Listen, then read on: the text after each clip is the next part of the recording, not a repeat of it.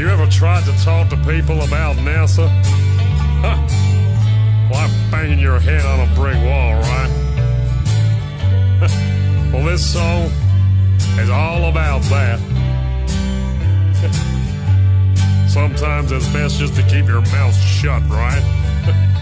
And don't talk about NASA at all. Listen up. When I started talking about NASA, I lost all my friends. So I don't want to talk about NASA ever again. My friends don't understand me, and I wish they would. I tried to tell them about NASA, but it don't do no good. No, I don't want to talk about NASA ever again. 'Cause every time I talk about NASA, I lose another one of my friends. Yeah, every time I open my stupid mouth, something about NASA comes flying out. No, I ain't gonna talk about NASA again. Well, you can lead a horse to water, but you can't make it drink. You can tell people about NASA, but you can't make them think. Well, they look at me and they roll their eyes and they shake their head, 'cause they believe the papers and the TV instead. No, I don't want to talk about NASA ever again. 'Cause every time I talk about NASA, I lose another one of my friends. Yeah, every time I open my stupid mouth, something about NASA comes flying out. No, I ain't gonna talk about NASA again. See, I just want my friends to know all of NASA's lies. I hope one day my friends wake up and they realize. But I feel like I'm banging my head on a wall every single time. If I just got me a bunch of new friends, then I'll be doing fine. No, I don't want to talk about NASA ever again. 'Cause every time I talk about NASA, I lose another one of my friends. Yeah, every time I open my stupid mouth, something about NASA comes flying out. No, I ain't gonna talk about NASA again.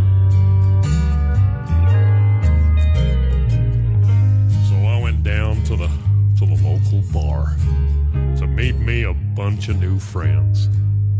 Well, I had myself just a couple of beers and started talking about NASA again.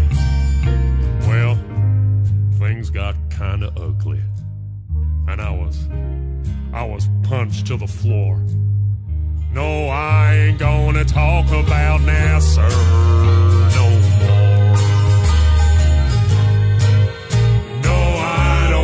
Talk about NASA ever again. 'Cause every time I talk about NASA, I lose another one of my friends.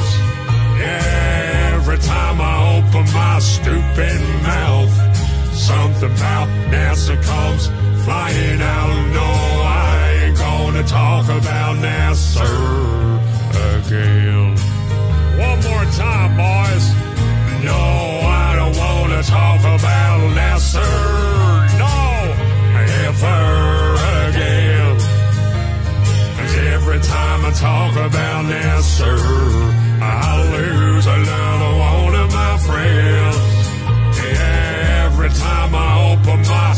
stupid mouth.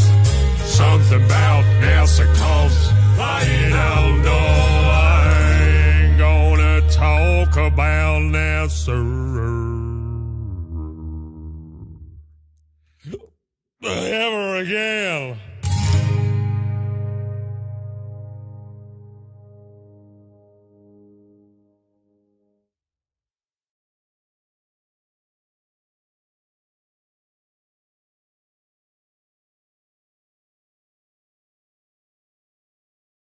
Welcome to the satellite hoax. Alright, let's do this.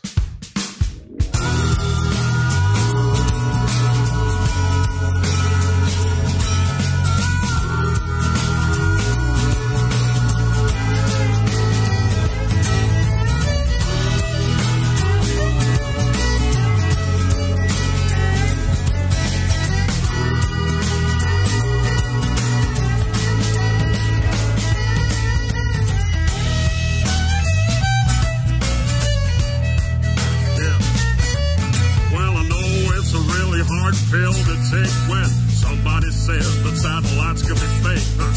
But don't you find it a little suspicious that you can't find any real satellite pictures?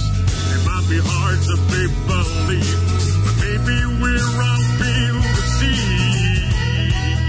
Yeah, maybe. Listen up. Well, if you think you've seen one up in the sky, you can't see them with the naked eye.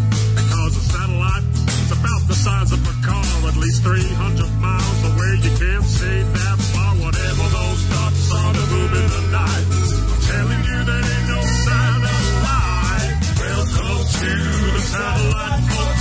Just another one of them NASA jokes. You give a baby a picture of a satellite without bringing up a bunch of that CGI. Just a bunch of cartoons all over the place. When I search satellites in space, yeah, type that phrase into Google, folks. Let me welcome you to the satellite hoax.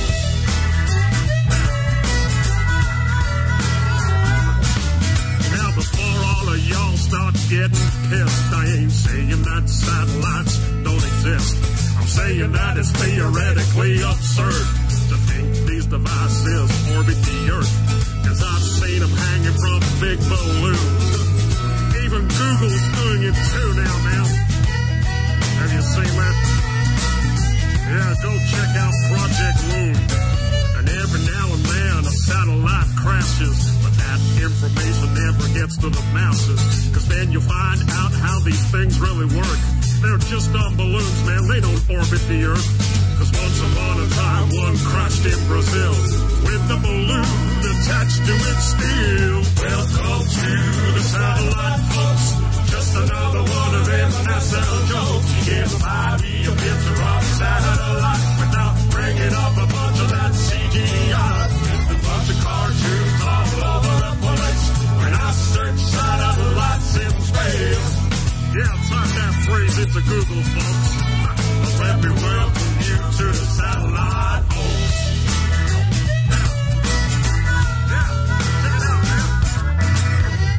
Satellites be in the thermosphere when the temperature up there is way too severe. How can that type of equipment survive? How comes those satellites aren't burned alive? I'm telling you, man, it's just a pack of lies. There ain't no orbiting satellites because 99% of our communication comes from undersea cables and cell tower stations. A GPS is ground-based too, man. Go check out a system called LORAN. It's a military system for navigation that uses ground towers to track your location. Are you seeing it yet? Welcome to the satellite hoax.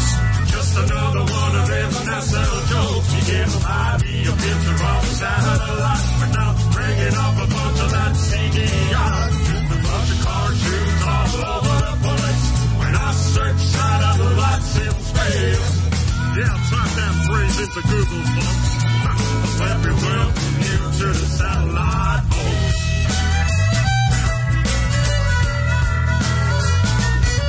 You see, Tesla figured out how to communicate without the need for satellites in space. It's mostly ground-based towers, you see, and that's how you get your satellite TV. They've monetized what Tesla made for free with their fake satellite industry. It was Arthur C. Clarke that theorized these things, the sci-fi boxes with solar wings. Another Freemason, it's no surprise. They make science fiction and they monetize. They've stolen Tesla's technology and they get you to pay for your TV. Are you seeing it now, people? We'll close to satellite folks. Just another one of them NASA jokes. You can't buy me a picture of a satellite without bringing up a bunch of that CGI. Just a bunch of cartoons all over the place. When I search satellites in space. Yeah, go type it into Google right now. And let me welcome you to the satellite folks. So next time you see a photo of the Earth from space, look for satellites. You won't find a trace. Oh, they must have disappeared, I guess. Can't even see any from the ISS. If you want to have yourself a little enjoyment, go watch a NASA satellite deployment. Oh, man. Let me welcome you to the satellite folks.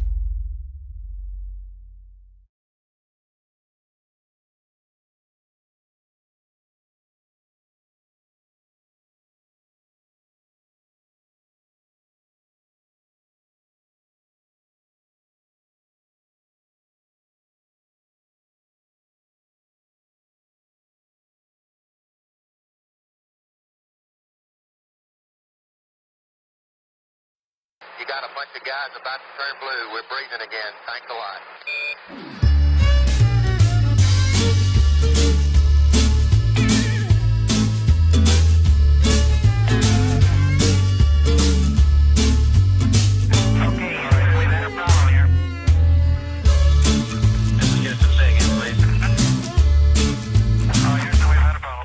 Well, a funny thing happened on the way to the moon. That's the title of a video that I watched on YouTube. You can see astronauts hanging from wires, proving that astronauts and NASA are liars. They analyze photos and highlight mistakes with the moon landing missions. They show it was faked. You can see them faking the photos of Earth. They use a round window to fake the curve. That's suspicious, don't you think? Yeah, listen up.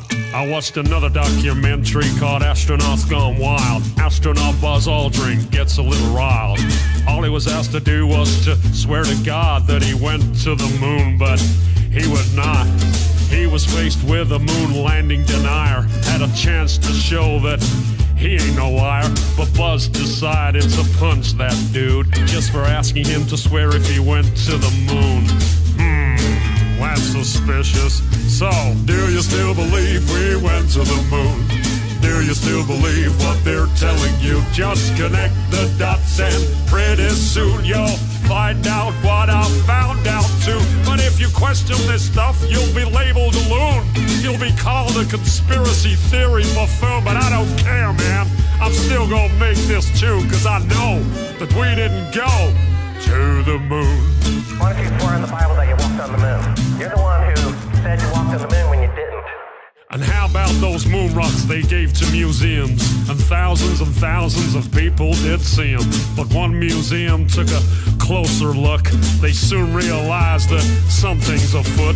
The rock they were given turned out to be a fake. Just a piece of old wood, not a rock from space. Yeah, when God made the moon, he saw it was good, but apparently made it from petrified wood. Yeah, that's suspicious. Listen up. In another museum sits an astronaut suit.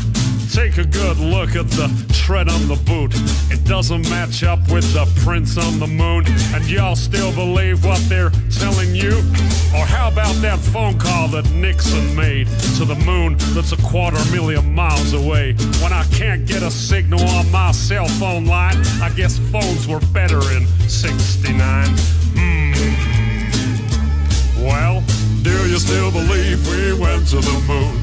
Do you still believe what they're telling you? Just connect the dots and pretty soon you'll find out what I found out too. But if you question this stuff, you'll be labeled a loon. You'll be called a conspiracy theory buffoon, but I don't care, man. I'm still gonna make this tune, cause I know that we didn't go to the moon. And it certainly has to be the most historic telephone call ever made from the White House. Yeah, you went straight through those Van Allen belts. It wasn't a problem, right? And nothing was felt. But now you say it's a problem and you can't get through. This problem needs to be solved, according to you. But didn't you solve that problem back in '69 and you flew straight through them 5 more times? You wonder why I think it's fake when there are so many Apollo mistakes, like the telemetry data that's all gone missing. 13,000 reels, are you kidding?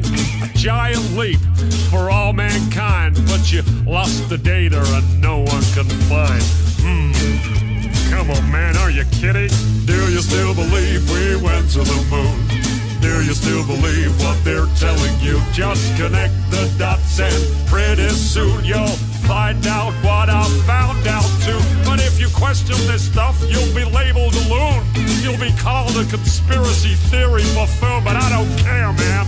I'm still gonna make this tune, cause I know that you can't go. No, there's no blast crater from the lunar module. Probably because that thing is just a model. Or the flag that flutters with no atmosphere. Don't you think that's a bit queer? Intersecting shadows means another light source. Do I think it's fake? Yeah, of course. The whole thing was filmed on a Hollywood set. Directed by Kubrick is my best bet. The moon's so cool, we'd love to explore it, but we can't get past low Earth orbit. Do your research, people, I think you'll find that NASA admits that a bunch of times. Listen. Right now, we only can fly in Earth orbit. That's the farthest that we can go. And this new system that we're building is going to allow us to go beyond and hopefully take humans into the solar system to explore. So the moon, Mars, asteroids, there's a lot of destinations that we could go to, and we're building these building block components in order to allow us to do that eventually.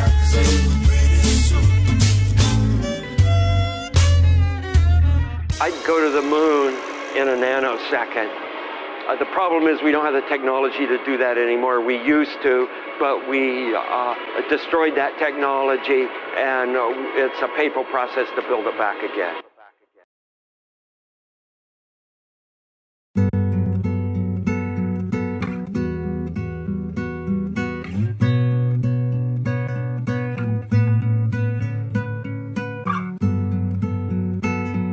I guess there's been some things on my mind, so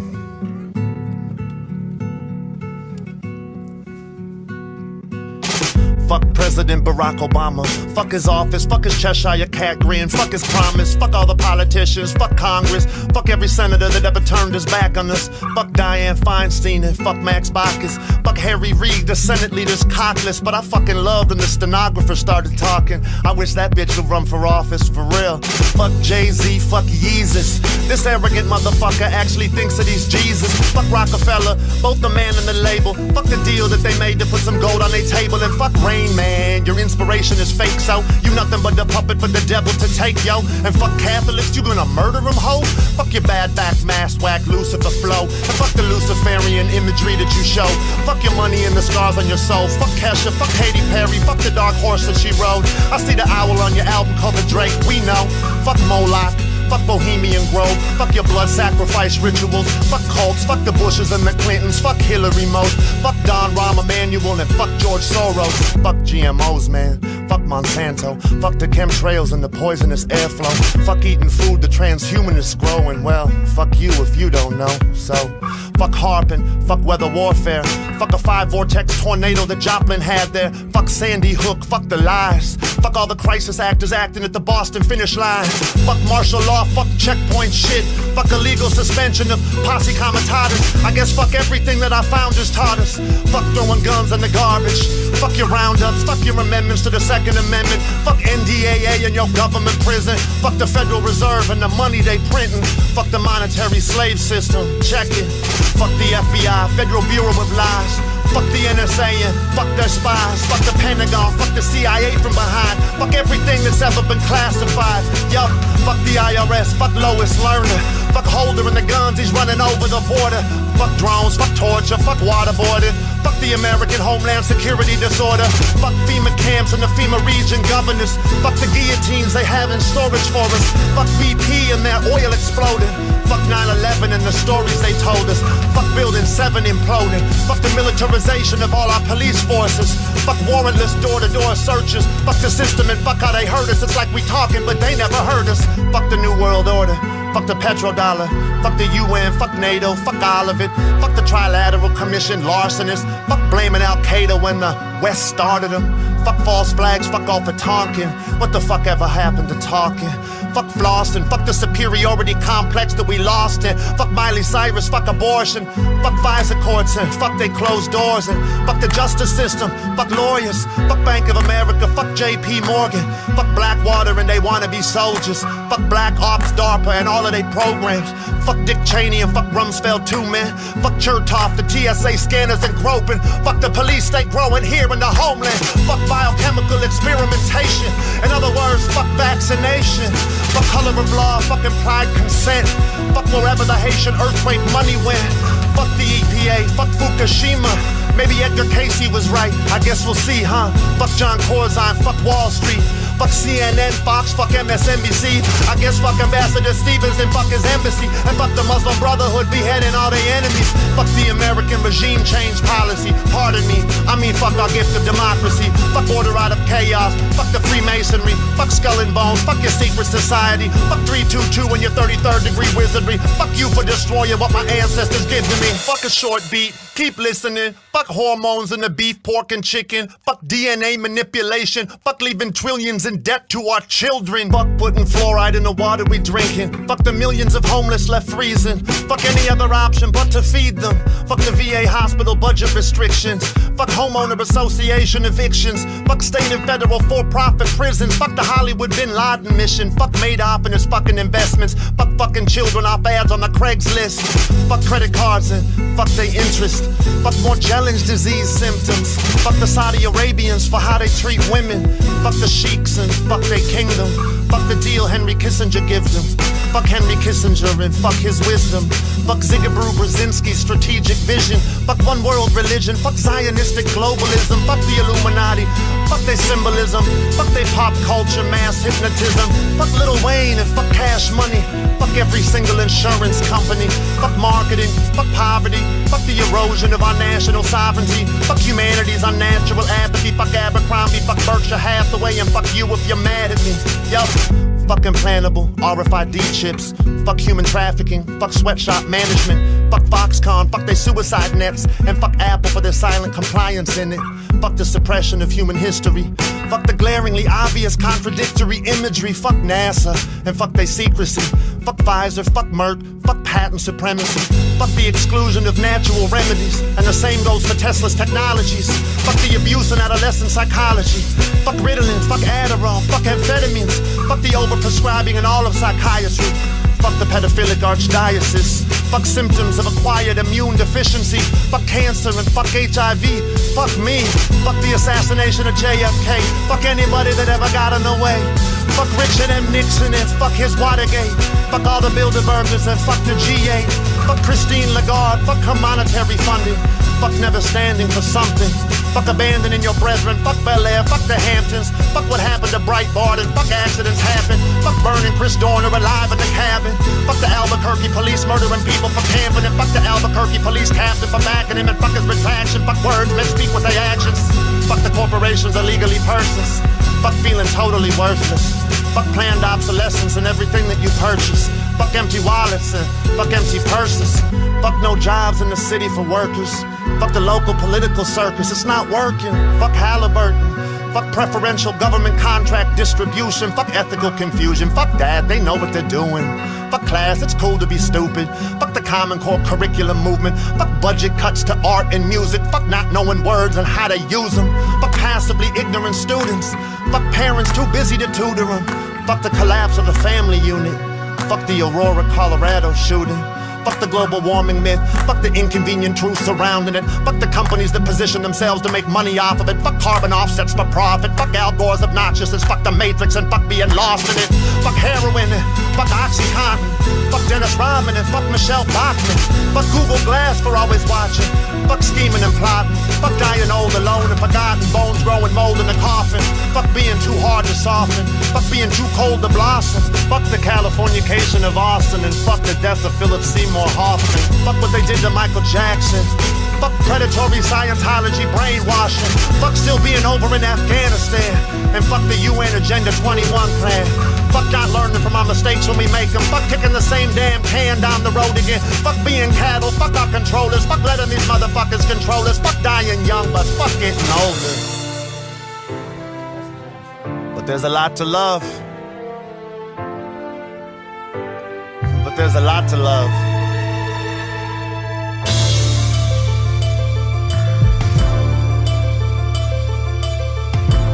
There's a lot to love.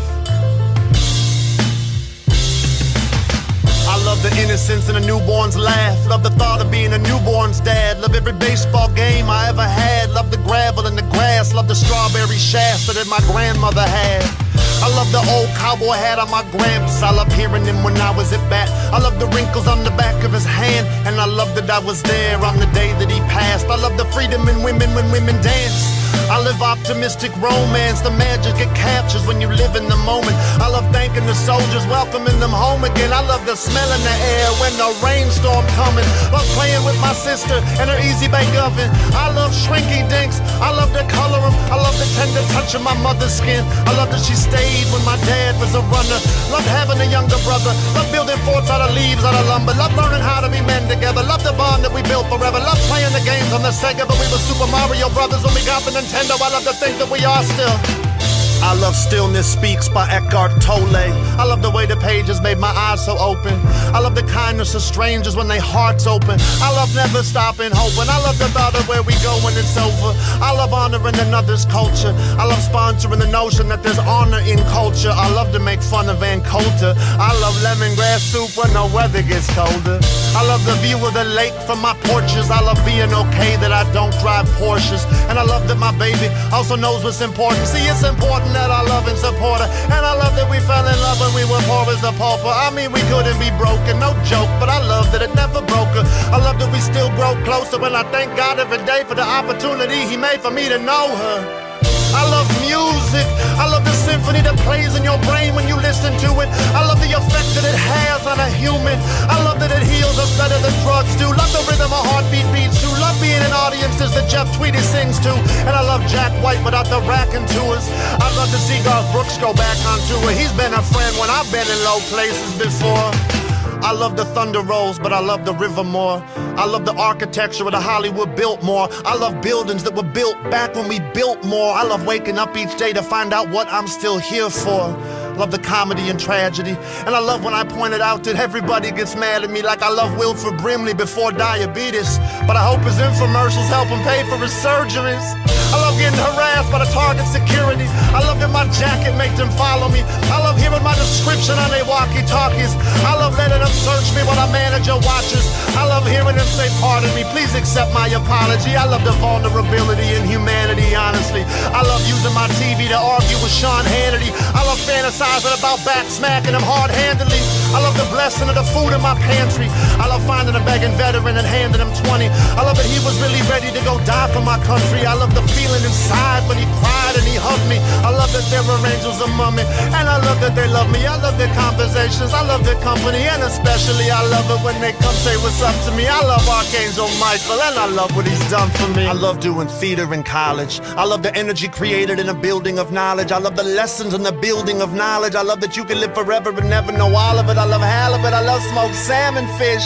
I love that people emphasize the L when they sounding it. I love hide and go seek and I love when I found it. I love the Los Angeles Police Department had me surrounded. I love paying my bail with 10% of the promise to appear before the judge and be honest. Let's be honest, I forgot all about it. I love that I prioritize that shit way down at the bottom. I love smoking marijuana in autumn. I love Paramahansa Yogananda. I love to believe we get to do this again. I love the Akashic records. I love to read them. I love multidimensional theoretical theorems. I love redundancy. I love redundancy. I love Los Angeles, but I don't love what she done to me. I love that I left and I don't have a day of regret. It wasn't meant to be, but I love the memories, yep. And I love my enemies don't have my new Chicago address yet. I love the First Amendment. I love the Second.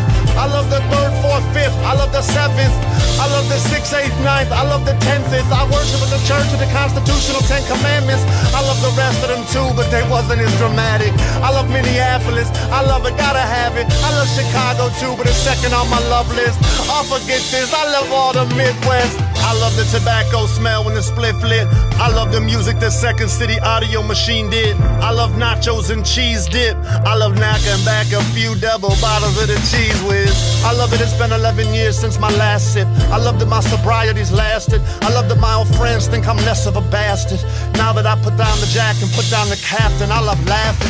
Love that I was sober at my little sister's wedding. Love that the details aren't hard for me to remember. Love the way the wind blew in from the harbor. I love that me and my brother probably walked her right up to the altar. I can't recall having ever felt such a swelling of honor, like the building of a chorus on the grandest piano. And I love that I felt sad for her father. I love that he didn't come even though we invited him and we tried to surprise him. I love David Copperfield. I love magic. I love the mystery and the supernatural. I love the first bite of a crisp red apple. I love Gatorade. I love Snapple. I love when the test results say that it's not cancer. I love the first breath of the air right after. I love to often question the answer. I love my elementary pastor. He was responsible for me leaving the church faster. I love rocks and crystals. I love Glock pistols. I love knock-knock jokes. I love riddles. I love my wizard staff that I whittled. I love the first light of sunrise when it crawls in my window. I love going back to the dream world. I love leaving my body behind on a pillow and flying over the top of a forest of willows. I'm a master at astral projecting. Love its potential. I love exploring the metaphysical. I love the theories composing its principles. I love the subconscious and I love the subliminal. I love the Bible and I love that it's biblical. I love to get analytical on whether it's literal or is this message is more metaphorically poetical. I love atheists, I love that they're critically cynical. I love the right to think that what each other's thinking is pitiful. And I love to dance when nobody is watching. I love when my fiance dance, I love to watch it. I love the soft skin on the side of her stomach. I love the lover and I love being lovers. I love pancakes smothered in butter. I love the last day of school and I love the first day of summer. I love that there is so much more for all of us to discover. But the most important thing to love is to love one another for real.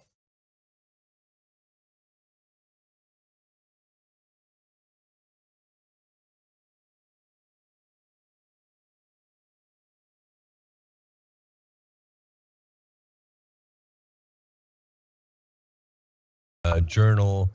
I have gotten stuff off there before. You have to be really careful what you get off there. But Veterans Today, definitely propaganda site. Zero Hedge, also a very reputable site.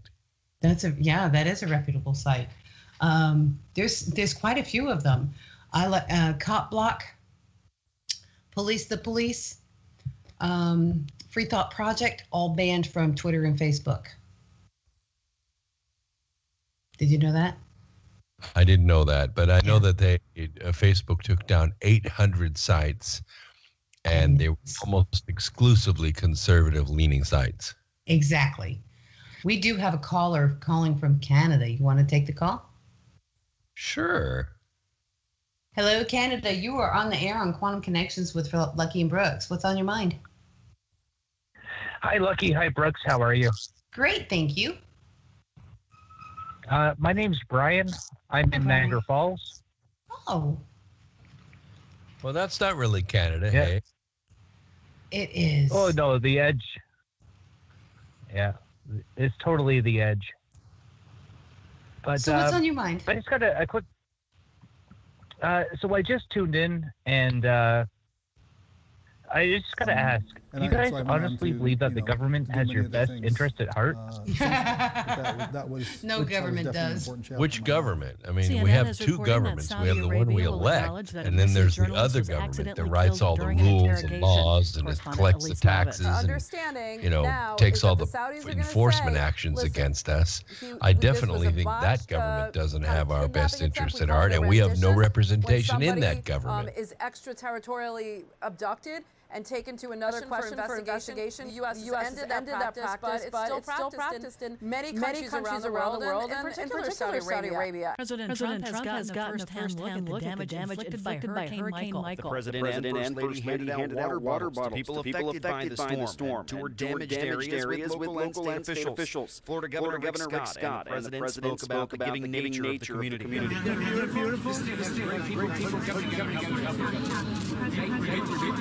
Charitable organizations and Good Samaritans continue to help give out food and water. FEMA says the recovery process is underway, but will take time. Clayton Neville, Fort Walton Beach, Florida. A federal judge has dismissed adult film star Stormy Daniels' defamation lawsuit against President Trump. Trump is denied having an affair with Daniels in 2006. Her lawyer plans to appeal the ruling. On Wall Street, the Dow fell 89 points. The Nasdaq closed down 66. I'm Ann Cates.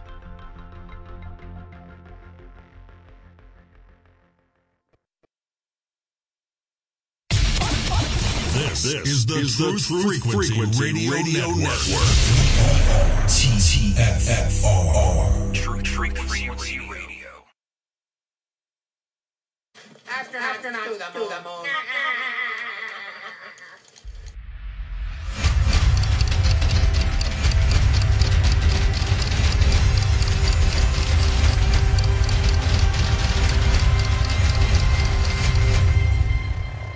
Ten, nine, ignition sequence start. 6, 5, 4, 3,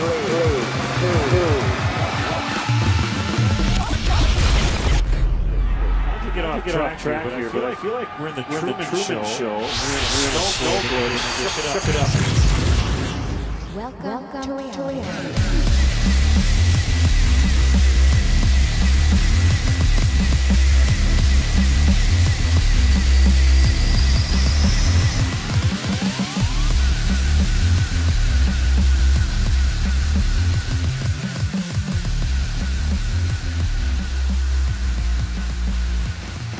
Good evening, ladies and gentlemen, boys and girls, and children of all ages. You're tuned into your protection from deception right here, TruthFrequencyRadio.com. And if you look underneath your seat, you'll notice that you've won 2 free hours. The number one show on TFR Monday nights between the hours of 6 and 8 p.m. Pacific, 9 to 11 Eastern. That show is Jeranism RAW, and it starts now.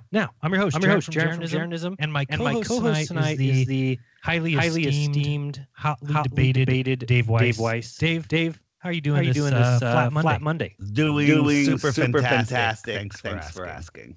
That's good. Glad you're joining, and thank you to everyone else who's joining me. Whether you're in the TFR chat, which is a very cool place to be if you want to go there, or if you're over at Dave's favorite screen name, Sugar Bush. Go ahead, Dave. Ginger Sugar Bush 905. Wow. Did I get it right? You nailed it.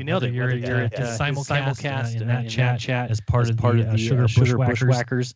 No matter where you are, thank you very much. If you're upside down in our over. Go ahead, Dave. Let me ask you this, and this will kind of lead into the topic for tonight.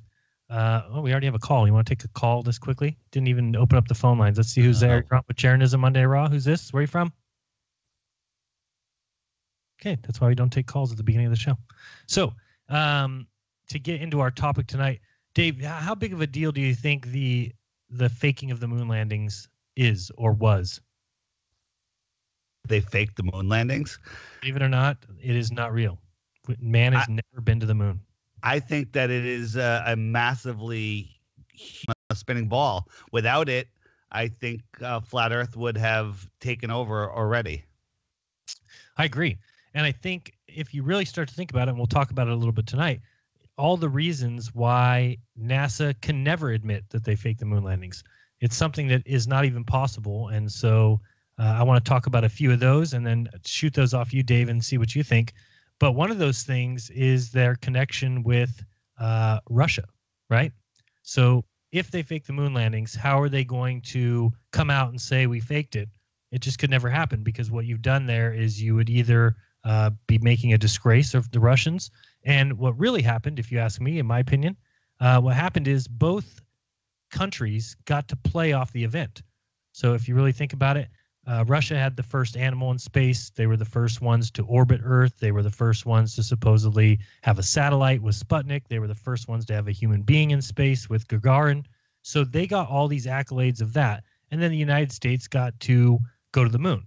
Well, both countries played off each other. So you have the United States and all the citizens here thinking, yay, we beat those commie Ruskies. We beat them to the moon. Whereas in Russia, they looked at it and told all their people, look at these silly Americans that we already know the moon is nothing. There's no use in going there. Let them spend the money. We already did all these things, and they're riding off of our coattails anyway, since we went to space first. And that's how they kind of played it. So does that make any sense? It makes sense, but I don't necessarily agree with that. I take it one step farther and say there was never any Cold War. It was all nonsense. Russia and America have never been enemies, and this has all been a higher plan by the people that control America and Russia and everywhere else. Oh, absolutely. I'm in total agreement. You're missing how those two things connect. Where I'm saying that the countries played off, they got to play off it in the eyes of the citizenry, not in the public eye, right? Because people say we couldn't have faked it because the Russians would have exposed us, and then there's all different ways to argue it, but part of the Cold War was to keep people saying, all right, Russia and America can never agree on anything, so anything they don't agree on must be real. Right. And let me play a little something here. I don't know if people know this or if you've heard it. This is September 20th, 1963. This is about 60 days before Kennedy was shot. This is at the United Nations. Listen to what Kennedy says here, and then decide if there's a reason why maybe he was shot. I know some people don't think he was, but or think that it was another part of the hoax. But listen to this interesting admission here at the United Nations, or what he's asking to do. He makes a startling proposal. Finally, in a field where the United States and the Soviet Union have a special capacity in the field of space, there is room for new cooperation, for further joint efforts in the regulation and exploration of space. I include among these possibilities a joint expedition to the moon. Space offers no problems of sovereignty. By resolution of this assembly, the members of the United Nations have forsworn any claim to territorial rights in outer space or on celestial bodies, and declared that international law and the United Nations Charter will apply. Why, therefore, should man's first flight to the moon be a matter of national competition? Why should the United States and the Soviet Union, in preparing for such expeditions, become involved in immense duplications of research, construction, and expenditure? Well, it's because of the military-industrial complex that goes along with the same thing as the space, the space economy. Sorry, I didn't press pause there. It's the space economy. So what Kennedy was proposing to do was to put a wrench into these plans and say, oh, let's bring these guys together. I still think that Kennedy was one of the last ones that was trying to pull it back together. Dave, what's your opinion? He's got to go. He's got to go. Yeah, he's got to go. After that speech, that's what they're like. All right, he's got to go. Done. He's done. Yeah. He's muddling in our business, and I think that they knew they couldn't go, and they wanted to play this out, and he didn't want to play the game, and well, what happened? So then it makes sense to me when people say, oh, well, somebody like Stanley Kubrick would have admitted that it, or would have come out and said that he was involved in it or whatever. But imagine if he found out that Kennedy knew or something and people just looked at him and said, you're going to fake this. And if not, go take a look at November 22nd, 1963. That's all you had to say. And Kubrick would shut his mouth forever. Here, use all my equipment. Here, I'll do it for you. I'll tape it for you. When you threaten somebody with their life or their family, sometimes they're willing to do anything. Agreed. Yeah. So I think that that goes with it. But I think that that's just one of the reasons why we can't even begin to fathom a world where NASA admitted that they didn't go to the moon. Because here's the first thing that would come up to people's minds. Wait a second. If we didn't go to the moon, then it's a fact that no human being has ever taken a photo of the ball Earth. So all of a sudden, that would be not just a possibility, it would be a fact to everyone on Earth. Nobody on Earth would disagree with the statement that no human being has ever taken a photo of the ball Earth. And that's much different than today, because people go back to the 1970s or 1972 when we took a picture supposedly of the Earth from on the way to the moon, Apollo 17. So clearly there's a problem with the fact that we have never gone past, what do they say? I know we don't believe this exactly. I think that the agreed upon figure is like 300 miles, that no human being has ever gone past that since 1972. So all of a sudden, if they ever admitted that the moon landings were faked, well, then it's a fact that there's no human being. And then all of a sudden, all this flat Earth stuff would take over. And so that's another reason. Dave, your opinion on that one? What about the idea that over generations, they're going to try to say they never went to the moon and that was all fiction? And the proof of that is here. Listen to all of these clips from the early 2000s, where you can plainly hear astronauts saying that we can never get this high. We can't go higher than low Earth orbit. They keep saying that again and again. That's not getting erased from YouTube. What's getting erased from YouTube is all of the evidence, all of the fakery of the moon. And then when we're dead, we have kids that aren't really being taught this stuff. And I think that they're literally trying to rewrite the books and make the moon landings go away. It's a possibility. Well, I've thought that before, but that's why I've started to think, why they can never admit it. And in my opinion, what you're saying is, again, the problem would become, then where are all these photos of Earth coming from? And people need to start recognizing that the value that's behind a person, behind a camera, is that the person can take a photo, look at the photo, and say, yes, that's what I saw. They're coming from the Lagrange point, where we have satellites floating in between the gravity of the Earth and the sun. Here's the problem. With a satellite photograph, there's nobody that would not understand that goes through a computer before its output. So that's the one thing that even if satellites are real, let's say every satellite is real, let's say every Galileo mission and every Voyager craft ever sent was real. Let's just pretend. And that is pretending. It's a huge stretch. But let's pretend that they're real. Every image that's ever come from them has had to go through a computer processor. So when you are in charge of that computer processor, you're getting data back through streaming, whatever. It could be through Wi-Fi, through satellites, whatever you want to believe that they're using at that time. And it has to be processed. So nobody's getting a print, a photograph, and saying, here's the photograph. So the problem becomes, if they ever admitted we never went to the moon, then there is no human being that's ever stood behind a camera, taken the picture and said, yes, that picture is what I've seen. That's what we have with these liars that say they went to the moon. They're telling us, oh, no, what we see in those videos is what we saw when we were landing on the moon. I mean, what a joke. Dave, you ever heard the landing audio of Buzz and Neil Armstrong landing, how they're just nonchalantly like 10 feet, 5 feet? You ever heard that? I didn't they land and go, oh my God, look at the Earth. It's amazing. Look, that's where we live. The Earth. Amazing. Look how big it is. None of that. No worry. I mean, first of all, I would have landed and the first thing I would have said to you is, there's no effing way we're getting off this thing. Like, how do we, there's no way. We really think we're going to launch this thing again? We just landed it. Like, when did they test this rocket? And then you would tell me they never have. We're in the vacuum of space on a different body with 1/6 gravity. I'd be like, we're fucking dead. We're done. Right. I love the point you brought up a while ago, and I use it all the time, that they never said Earth when they're on the moon. They never said, look at the Earth. Just think about when you're in an airplane flying home from somewhere to your local airport and you see your house. You tell everyone on the plane, look, that's where I live. That's my house. I live right there. That's my house. I'm 35,000 feet above it. This is amazing. Yeah, and then you have to think that you're going to have the Earth that's going to be sticking out, probably 4 times as big as the moon looks from us, and it's going to be full. I mean, it's just, and you're 250,000 miles away. Yet those guys didn't even ever say the word Earth while walking on the moon. And that would only make sense to me if they were on Earth. Then you would have you would kind of forget to look up into the sky and say, hey, look at the Earth, because you're on the Earth. True. Very true. Yeah, it's a joke. Go ahead. No, that's it. I'm just, I was, I'll tell a quick story. I was at the farmer's market where I seem to be having lots of flat Earth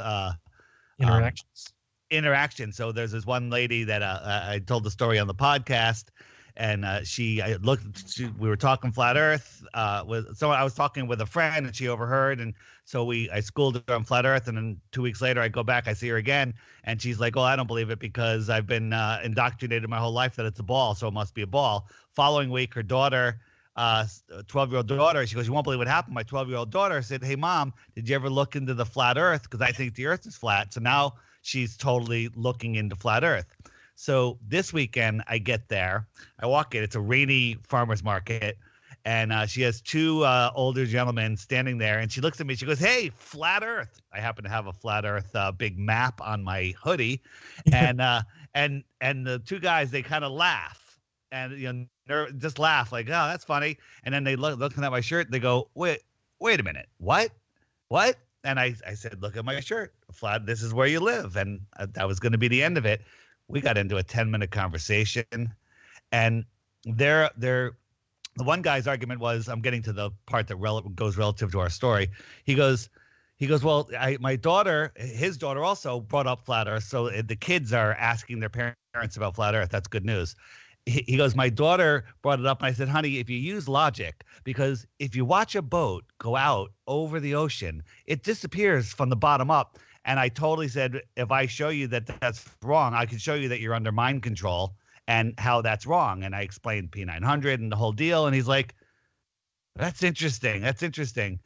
And wait, where was the story going? The story was about the moon. And then he goes, "Wait a minute." We landed on the moon. So how do you explain that? I'm like, "We didn't land on the moon." He goes, "Wait," he just couldn't take it. And that's my litmus test. If you're trying to talk flat Earth with somebody that believes we landed on the moon, you got your work cut out for you. Long story to make that point, but there you go. Good point. No, it's a good point. And totally, if they can't get past that, because that is the tough one. But that's why I think it's so important too, is getting people to recognize. I think it was on Globebusters yesterday. Eru was showing some pictures of the LEM as it sat on the moon, and really you need to just look at it yourself and decide whether or not something made with what looks like construction paper and what looks like some shower rods, maybe a few chalices taped to the sides. I mean, the thing looks like a complete joke, and you're supposed to believe. And I think one of the called a litmus test or whatever. What you need to think about doing is, would you trust that thing dunked in water? I mean, I know it's a little bit more pressure underwater, but it's still talking about it being leak proof. Do you think there would be any leaks? It's absolutely ridiculous. I say it looks like the Little Rascals built it, but that's kind of embarrassing to the Little Rascals. It reminds me of when we watch these SpaceX launches and they show the camera angle of the glowing rocket engine with all that tinfoil there that you can see flapping in the wind a little bit. Mm-hmm. And these things are going supersonic. You saw my video on the shuttle and what's the plane that goes faster than the Concorde? The spy plane. The 70. What's the name of the spy plane? I don't know. The B-52? No, whatever. The plane that it goes like Mach 3, and the thing is so slick. Like if you look at it straight on, you can barely see it because it gets so hot that it expands 6 inches. The Blackbird, yeah. Yeah, or S-71. And meanwhile, these rockets are going 10 times that speed or faster, and it's got this loose tinfoil out there that doesn't rip. It just baffles me that people can look at that and still logically not just discount the entire program. Yeah, it's one of the biggest ones. I mean, it should be the biggest one for you to at least recognize, wait a second, what has NASA really done? Because what they've done is they've rode the coattails of their supposed moon landing for 60 years. And that's the only reason that they exist. That's the only reason people like them. They think that it propelled American ingenuity and that it showed our prowess and our intelligence and what science can do and what math can do. And then, like we said last week, they spread it out among thousands of businesses so that every person in the country had some sort of impact in a way of, I know somebody or my uncle worked on this part of it. And what that does is you go home and you sit and watch it on TV and it happens and you just assume, because they weren't in an era where they even were probably thinking it could be faked. And then they, believed it. And why wouldn't you? You have my uncle made the bolts that hold the engine to the rocket. Right. How could it be fake? Because look, he has invoices to show it from the company and they shipping records. Or as Neil deGrasse Neil deGrasse said, well, it was filled with a bunch of a fuel. So where would it go? To the Tiddlywinks? Like, that's proof. He says, well, of course we went to the moon because that entire rocket was filled with fuel, and it was filled with enough fuel to get to the moon. So where else did it go? It's like, what? Amazing. Yeah, pretty amazing. Before the break, I did want to play a quick song, and then we'll come back. I don't know if you've heard this song by John Neems. Before you play it, John Neems' music. It's not released. This is a not finished, but he doesn't mind us playing it. It's he's mastering the final version, and it'll be on iTunes soon. And it's called Space Hoax, right? Space Hoax. Yep. Space Farce. Sorry, Space Farce. Space Farce. And we'll see you right after the commercial break. Here is Space Farce.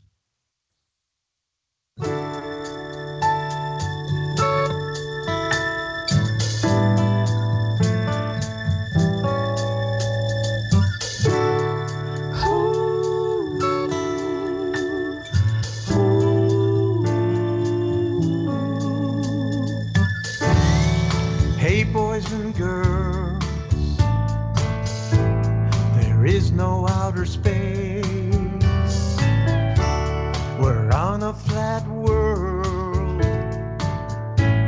They fooled the human race. We all fell for it before.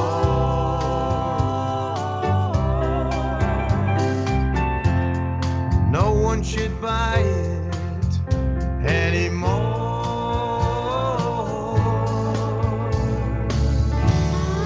Look up to the sky. The sun goes around you. Then look up at night. The moon is doing that too. All the Star Wars movies are lies. 'Cause space can only be in your mind.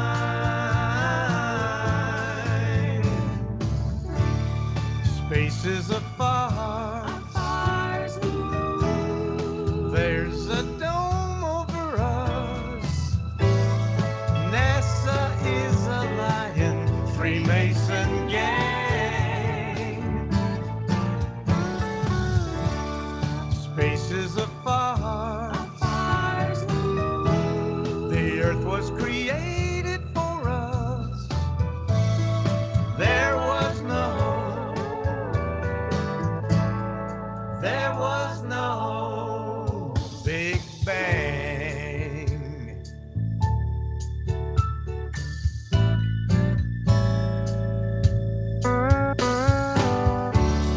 Hey, Mom and Dads, time to wake you up.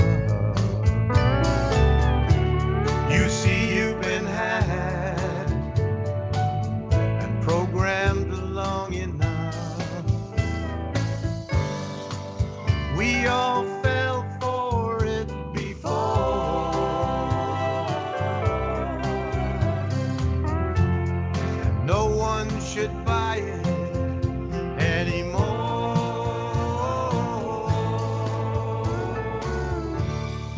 Space is a farce. There's a dome over us. NASA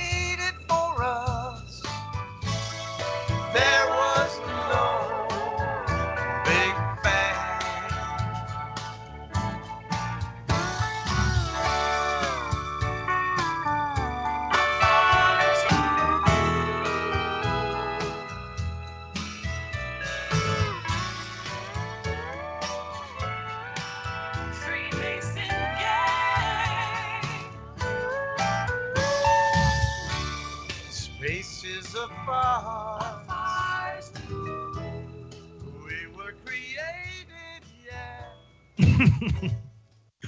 I thought that was so good. I was laughing so hard when I heard that today. There was no Big Bang. He is right.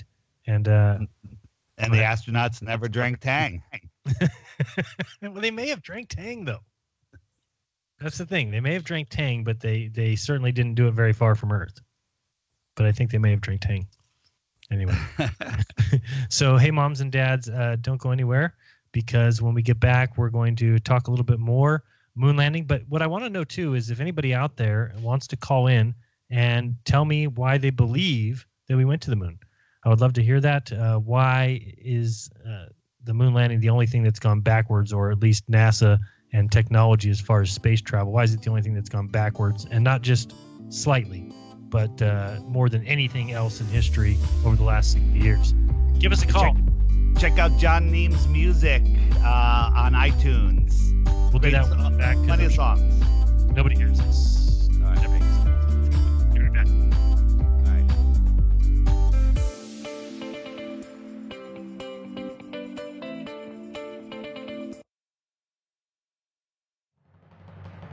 Hey everyone, it's Chris Gio, founder of Truth Frequency Radio and host of Beyond the Veil. The mainstream media and establishment are running scared right now, and they've prominently featured TruthFrequencyRadio.com as number 89 on the federal government's hit list, also known as the fake news list, which is essentially a list of sites slated for censorship on Facebook, YouTube, Google, and other social media. Now is the time for you to get involved. Share your favorite TFR shows far and wide on forums and social media. Tell your friends and family about your favorite shows. If you're a business owner, get in touch with us to feature your product or service right here on TFR. And if you haven't done so already, become a TFR supporter now and get unlimited commercial-free downloads in high quality. Visit truthfrequencyradio.com/sign-up. Thank you for making TFR the leader in independent and uncensored talk radio. Truth Frequency Radio, your protection from deception. Hi folks, let's wind the clocks back 60 years. Food was different. Food provided health and nutrition, and using supplements was minimal. Unfortunately, now we have chemicals, GMOs, herbicides, and pesticides that can be quite lethal in the name of our food supply, and of course the ever-loving dollar. Supplementing our diets can be very important to stay healthy. Cleansing from daily intruders to the body might be critical. Live strong and take charge. Log on to GetTheT.com. Our herbal tea is a great way to cleanse from intruders. Our supplements is a great way to maintain and improve your health. When your health is not up to par, go to GetTheT.com. No GMOs, no fillers, and organic, and very helpful in keeping you at the top of your game. Life is too short to feel, you know what I mean. Stay in the game, at the top of your game with GetTheT.com. That's GetTheT.com. Again, GetTheT.com.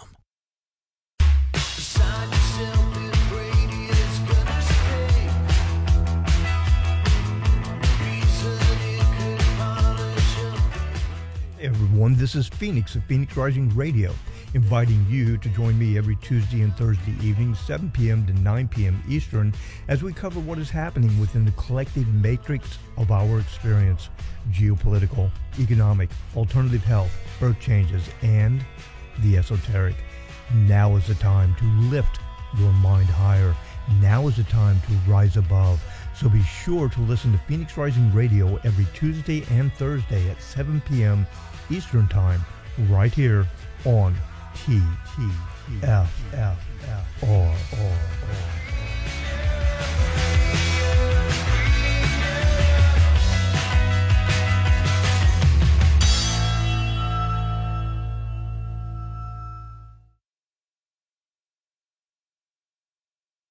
You're listening to the Truth Frequency Radio Network. No hate, no hype, no fear.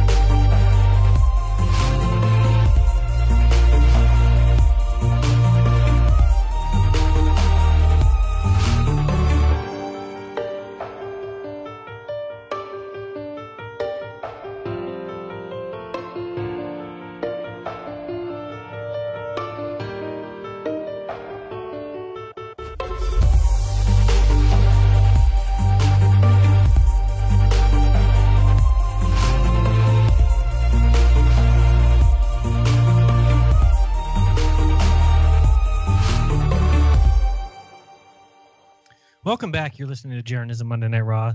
Thank you for joining me. We're here with Dave Weiss. I hope Dave's still here. Dave, did you fall asleep yet? Yeah, I'm still here. Do I sound all right without using headphones? You sound fantastic. That's great. Thank you so much. Did you not like hearing me in your head? No. I just, Paige is here hearing one side of the radio show, which is just me. And she says, wow, this show is fantastic. And I was like, it's really not that good. You have to hear both sides. So I'm unplugging the headphones so she could hear.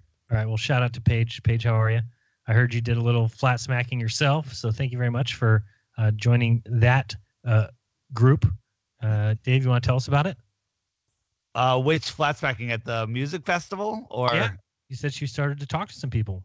Yeah, we're walking around and handing out chemtrail cards and that because they were spraying the heck out of the skies. And I said, here, take some cards, find somebody and hand them out. And I left her alone for a minute and I come back and she's got a group of people and she's flat smacking them. That is awesome. Yeah, and she did have a 30-something-year-old woman NASA fangirl who was just like being totally obnoxious, but she did really well. Very good. Yeah. Yeah. I've seen 2 people in the last 2 days with one had a NASA shirt and one had a NASA sweater. Oh boy. It's devastating. They're everywhere. Everywhere you look. There's ball Earth programming, NASA everywhere. So let's go to the phones. If we may have summoned this caller. You're on with Jeranism Monday Night Raw. Who's this? Where are you from? Hey, Jeran. Hey, David. How are you? Doing good. Is this Ginger? Yes, it is, David. Yes, it is. I thought the rule was no shortening the name. Oh, is this Ginger Sugarbush 905 Bushwhacker? Yeah, you can call me Ginger. That's fine. I'm not out to promote my crap because I'm nothing compared to the big scope of things. I almost said Big Bang, but we'll go with the scope. There was no Big Bang. Did you hear the song by John Neems? Oh, it was great. It was fantastic. Right. So no Big Bang. I really enjoyed that before you went to break. Thank you. But I got 2 quick questions. I guess first part to the question is, David, do you like wrestling? Do I like wrestling? Were you a wrestling fan? Never was. You interviewed never Jericho. Understood it. I know. You don't want to get into this on the show because I'll get upset. Oh. Okay. Oh, because Jeran loves So my question wrestling. is for actually Jeran. Jeran, do you remember a WCW wrestler named Vampiro? Of course. Really? I do remember him. 98 to No, I don't. 1998 through 2001. Yeah, I remember him. Like, he totally. I missed him completely. Oh, you were sleeping. But, you remember that guy? Yeah. Speaking of WWE, WCW, have you seen the Jake the Snake Roberts Resurrected documentary? Not resurrected. No. Last I saw was he was looking for crack. Yeah, they actually showed behind the mat when he's. Oh yeah, beyond. Now, did I tell you that I'm actually in that film? Mankind and the Do Not Quit match. Absolutely, yeah. The I Quit match. Yes, I was in that documentary film for about 2 seconds. You can see me and a buddy kind of waving at the camera. But no, watch that documentary. It's on, I believe I saw it on Amazon Prime Videos, called Jake the Snake, the Resurrection. And everybody should watch it. It's really good.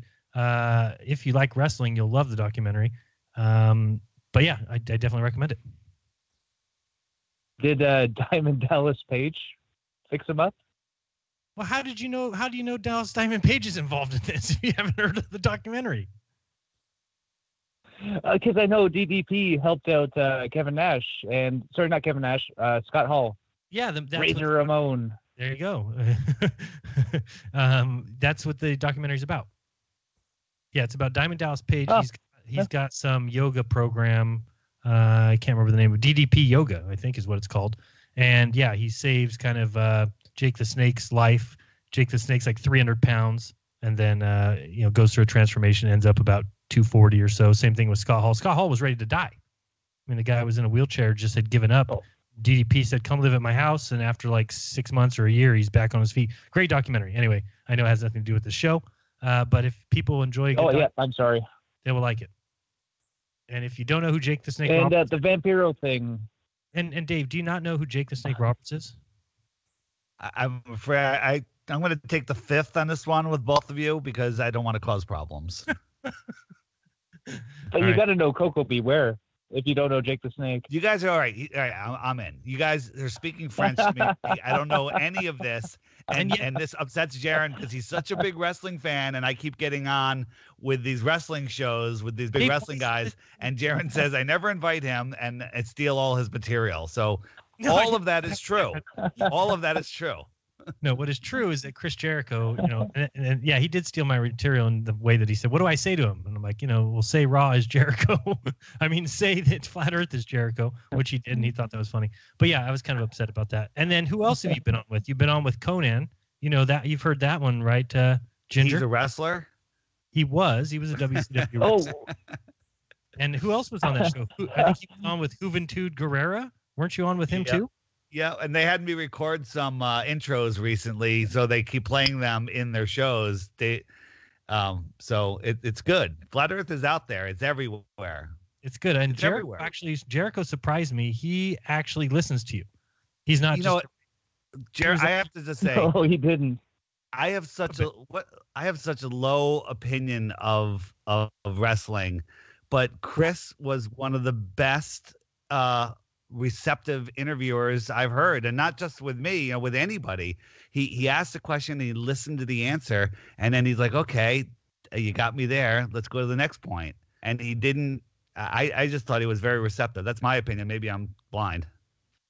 No, I saw David in Dave, honestly though, for that Jericho interview, you said we are not a part of the Flat Earth Society in the first 2 minutes, if not less than that. And in his extra, he's like, "And check out the Flat Earth Society." I know, but that was an honest annoying. Mistake. That was he actually texted me afterwards, and he realized he had said that, but he didn't edit it out on the show, so who knows? Yeah, he's part of the whole thing. He's part of the whole thing. He's part of the whole thing. He's part of the whole scam to make Flat Earth look stupid, but I don't believe that. All right, Ginger, any final questions? We got phone calls. Ginger Sugarbush 905, no shortening of the name. Gosh, I forgot. I thought he said we can call him Ginger. No, you can shorten it. It's cool. I'm okay with that. All right, we're going with Ginger. So this is the question out of left field, guys. So on Globebusters, Jeran, you were talking about the Morgals video about some dude looking like some lady that accused him of something. I did not talk about it at all. So you didn't listen to the show well, but go ahead. Well, no, I know you briefly brought upon it, or maybe it was Bob that did that. Sorry, it was Bob. But yep. So Bob brought it up. So it's a whole Beaver, Cyrus, and I know John has mentioned it was George W. Bush and Charles Manson did the same kind of thing. So my thought is, what do you guys think about the human cloning? Because it's something that I heard out there ages ago, and I didn't put much thought into it. But I don't put it past the possibility of everything. That's a different take. And I can hear everybody else just sighing in the background. All right, no, we're not sighing, but I'm going to let you go because we got a lot of people lined up. But I'm going to let Dave answer, and then I'll do my quick answer. Dave, human cloning. So Jeran, you're familiar. You know the story. You saw Morgal's video. You just didn't comment on it, right? Correct. So I saw it, and it is uncanny. And I'll take the same stance that he's taking. He's not saying this is it. All he's saying is her hands are exactly the same, her face is exactly the same, and they weren't in the same room. During his testimony, she was missing, and then an hour and 45 minutes later, he's missing during her testimony. The elite do stuff like this to us. Look at Obama and and Michael. That's all I'll say about that. It doesn't surprise me. and I'm not discounting it because I can't. So you're saying that it could possibly be a clone situation? That's possible too, but to me, I don't know. It's not something I really want to get into, but Bob said it. It is fascinating. If you haven't seen the Morgell's video on Kavanaugh and his accuser, you got to watch it. I didn't watch it for a week, and then I watched it, and I'm like, Jesus. I'm positive that they, for some reason, faked a 20-person limo accident in New York. So, there's no doubt it's faker than everything else that happened around here. Yeah. So, I mean, once you start realizing that they're just willing to do anything like that, I wouldn't put it past them. I mean, as far as cloning goes, no, I don't think that they can clone humans. If they can, then you kind of have to give up eventually, because then that's just ridiculous if somebody can do that. But I don't think they can clone humans. I think what might happen, which may cause these stories of cloning, is if you can do mind control, which I think they can easily do on somebody. If you can mind control somebody, and then while they're on mind control, let's say that I'm some rapper and I go up on stage because I won some award and I say some things, but I'm under mind control. Then I come home and 2 weeks later I'm watching the thing that I was on, and maybe I don't remember being there, and so I start saying, oh, that's a clone of me. I mean, I could see people who would get confused if you're mind controlled and don't remember doing something, but then see yourself in pictures or videos. They say, oh, that's a clone of me. So I think that's kind of what happens when you start talking about the things that, like, B.O.B.'s talked about before. I think that they definitely can have certain people that they control the mind of, and it may be that small group of people that are hypnotizable. And Dave, you can tell me about that. I mean, the fact that you can hypnotize people, right? Hypnosis is such an easy thing. I learned it in college, and I started off by hypnotizing a few friends, doing like little party tricks. And it turned out where there was so many people that wanted to do it, I started doing it in groups of people. I would do 10, 15 people at a time. And it's such a simple process that, with a little bit of training, you can do it. I had a decent amount of training, and you could tell people to believe something, and they will fight it to tooth and nail to the end, that believing it. And I've seen it live. People say you can't believe everything you see. I saw it live. Have seen it enough to know that it can happen. But I've seen somebody told their name is, it's a Karen, and they say your name is Jim, and that person will fight you if you try and tell them that their name is not Jim. And the power of the mind is so strong. One of my buddies in the quad, his girlfriend was one of the people that I hypnotized on a regular basis. Once you hypnotize somebody, if they, we have an agreement that when we do it in the future, you don't have to go through the whole induction process again, and you could just, take them down in a split second. And he didn't believe some of the stuff that we were doing. We did study stuff. Like, this girl skipped class. We had a seminar, lecture hall class, skipped it all semester. And we had a test coming up, which was 100 terms defined. It was actually a computer class. And I gave her my notes. I hypnotized her. I told her to read through the notes once, and then she would remember them verbatim. And she got like a 98 on the test just after reading the notes once. But he didn't believe it. And he said, all right, tell her that she's not ticklish, because this girl, she goes, she's so ticklish that, he can barely touch her. And I told her she wasn't ticklish, and he tried to tickle this girl, and she would just stand there like, you guys are idiots. I'm not ticklish. Wow. Yeah. And then when he was done, I said I had to remove it. And I said, when I count to 3, snap my fingers, you'll be back to just like you normally were. Everything will be normal. And he had stopped tickling her literally 2 or 3 minutes ago. I snapped my fingers, and she fell on the floor and laughed for 10 minutes. She couldn't get up off the floor because it was all still inside her. Weirdest story ever. Crazy. I'm excited to take this next call. We have John Neems himself, I believe. John, is that you? Oh, right. Hello. What's going on? Hey, I just want to thank you for playing my song. It's great to hear it. It's the first time one of my songs was played before it's actually released, so I really appreciate that. Well, thanks. I feel special. Can you tell people, though, real quick, because I do a good job, where they can find your stuff, and if you have a website or somewhere they can go? Yeah, I have many songs, as David knows. My new album, Full Disclosure, that came out earlier in the year. I've got many videos. One, Jeran, you'll love, it's called Programming the Masses to Be Dumbasses. You'll love that one. I've got videos for just about everything. I wrote a song for David too. It's called "Deep Inside the Rabbit Hole," and that was my first Flat Earth song. And I've got songs about everything. My song I released about 2 months ago has already been censored in many places. I won't say the name right now, but I've been writing music since I was 18. I'm 66 now, and I feel like I've just begun.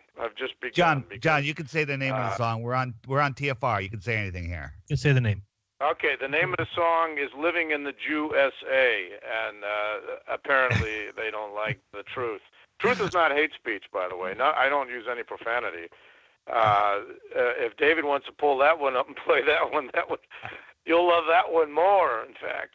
I think I heard but have you heard that one, Jeran? Yeah, heard it yesterday. Yeah, "Living in the USA." Have you heard my 6 million when I go after the Holla Hooks? Oh, no, I'm sorry. That one's... That's the one I heard yesterday. John, where can people find those now? Because I know you got taken down on one site. Where can people find your truth songs? Oh, well, I'm back. I can release again at CD Baby. You can find... I had a guy buy all my songs, just another Flat Earther. He lives, I believe, in Australia. Most of my Flat Earth friends are in Australia, and I tell people that's because they know they're not upside down. It's like, come on, you know? But JohnNeems.com, JohnNiems.com. You can find everything there, and CDBaby.com. I'm writing new songs. I just wrote Space Farce 4 weeks ago. I wrote it in the morning. I started recording it that afternoon. John, I'm writing them faster than ever. In fact, you gotta set up a camera in the studio when you have these choirs in there and people playing the backup music. I want to see the making of one of these songs with these people singing. Are they all Flat Earthers? Well, it's funny. My producer. He still won't look at it. He's a jokester about it, but it's okay. You know, the bottom line is people either get mad at you or they laugh at you. But people will ask me, "Are you a Flat Earther? You really think the Earth is flat?" And I always tell them, "No, I know it's flat, and you still believe the ridiculous story of moving through space." And then they shut up. That's a great selling point to become a Flat Earther. Hey, if you become a Flat Earther, people will either get mad at you or laugh at you. It's one of the other. I have many great slogans about that. I have many great slogans about World War II now. I say, ask not what the Germans did to the Jews. Ask what the Jews did to the Germans, first and foremost. That's what everybody needs to ask. And we've been lied to about everything. I was interviewed just a few weeks ago, and a woman who's married to a Jew bought all my albums. She's secretly handing them out now. Whenever there are a lot of people waking up about the Holla Hooks, logistics. That's the key. You should always talk logistics about all official stories. JFK, Oswald using that gun. Are you kidding me? Are you 9/11? These guys couldn't fly planes if they tried. On Flat Earth, you just say, "Hey, you really believe they went to the moon? It's a light. It's a light." Okay, folks. By the way, did you see that debate on that radio show with that Andrew guy? No, but somebody told was that last week? No, I haven't seen it yet, but he's talking about the debate with Andrew Lake. Okay, I was watching it, but here's what the radio guy. These guys are either so dumb, but they're obviously shills are so dumb. He brings up Gerald Posner's book on JFK. That's a CIA operative. And these guys have no idea how dumb they are. That's the thing about people on the media and so many people that don't research. I've been researching this stuff since the 80s. And by the way, he's talking about David, the debate with Richard Garrett. Oh, my bad. Yeah. That guy, he's an astronaut. And all through the debate, they keep talking about how much money that guy has. It's amazing how this astronaut, he kept talking about how he spent all this money to go up in space. And I'm thinking to myself, there's the problem, folks. They get $52 million a day. They get $19 billion a year. Yeah, they're always bragging about their money. That's all you got to know. It's all fake. And during the show, they were even alluding to the fact, I guess he had an expensive car, too. Oh, that must mean he's telling the truth, right? He's got a lot of money. So as David knows, when I get started, I can't. I'm like, open my. Just ask me one question about anything, and I'll start talking for hours about it. There's no stopping, John. And, so, John, before we let you go, I want to let people know if you're ever in Las Vegas on 9/11, just go to the New York hotel on the street, and John will be there with signs and banners and books, handing out 9/11 stuff. I've handed out thousands of 9/11 DVDs. I was a 9/11 truther on 9/11, and I was a no-planer way ahead of people like David was. I knew Israel did the whole thing from top to bottom, and that's the problem. Every truth movement I've been involved in, I've either gotten kicked out or I had to leave because I didn't want to look at everything. Here in Vegas on Flat Earth, I was in a Flat Earth group, but I couldn't take it anymore. They never wanted me to talk about the Holocaust. I couldn't talk about that. I said, wait a minute, this is Flat Earth. Shouldn't I be able to talk about everything? And they said, well, a Holocaust, that's not that important. Are you kidding me? Are you kidding me? What the heck? So every truth movement I am, but I got more songs. Now, Jeran, if you want me to write a song, I wrote one for David, Deep Inside the Rabbit Hole. You've heard his song I wrote. Now, which one should I write, a Jeran song for you? You write a song, I'll play it on my channel. I don't know, whatever you want to do. Well, yeah. Well, give me some. David will give you my information. Tell me stuff. I'll write a song for you, man. Jeranism. I love your videos. You're fabulous, man. Keep doing it. Much. Yeah, and I can't wait to listen to the rest of your music. And say the name of the album again that just came out. Well, the album that came out is Full Disclosure, and on the back I have a great quote by Mark Twain. Don't let schooling interfere with your education. Yeah. That's where it all starts. Programming is what we are at school. And when someone gets a degree, I say, well, now start to deprogram yourself immediately, man. It's ridiculous. All right, John, thanks for calling in, man. Thanks a lot. Yeah. Hey, David, you're my buddy, man, and Jeran, it's great to talk to you finally, man. I love your work. Keep doing it, man. Hey, and go see the movie about Neil Armstrong. Everyone wants to go see that now. It's not doing so well. Go see A Star Is Born. It's getting much better ratings. A Star Is Born. Oh, there's another joke. Anyway, great talking to you guys. Hey, keep playing my stuff, Jeran. And David, talk to you soon, man. All right, man. See ya. Appreciate it. Man, that may be the shortest phone call I've ever had with John. Well, I thought it was a good one. So John's great. John is the man, and I look forward to talking, and we talk often. Yeah, and I can't believe he just broke down my whole paradigm. That you mean that free education I got wasn't for my best. It wasn't for my own good.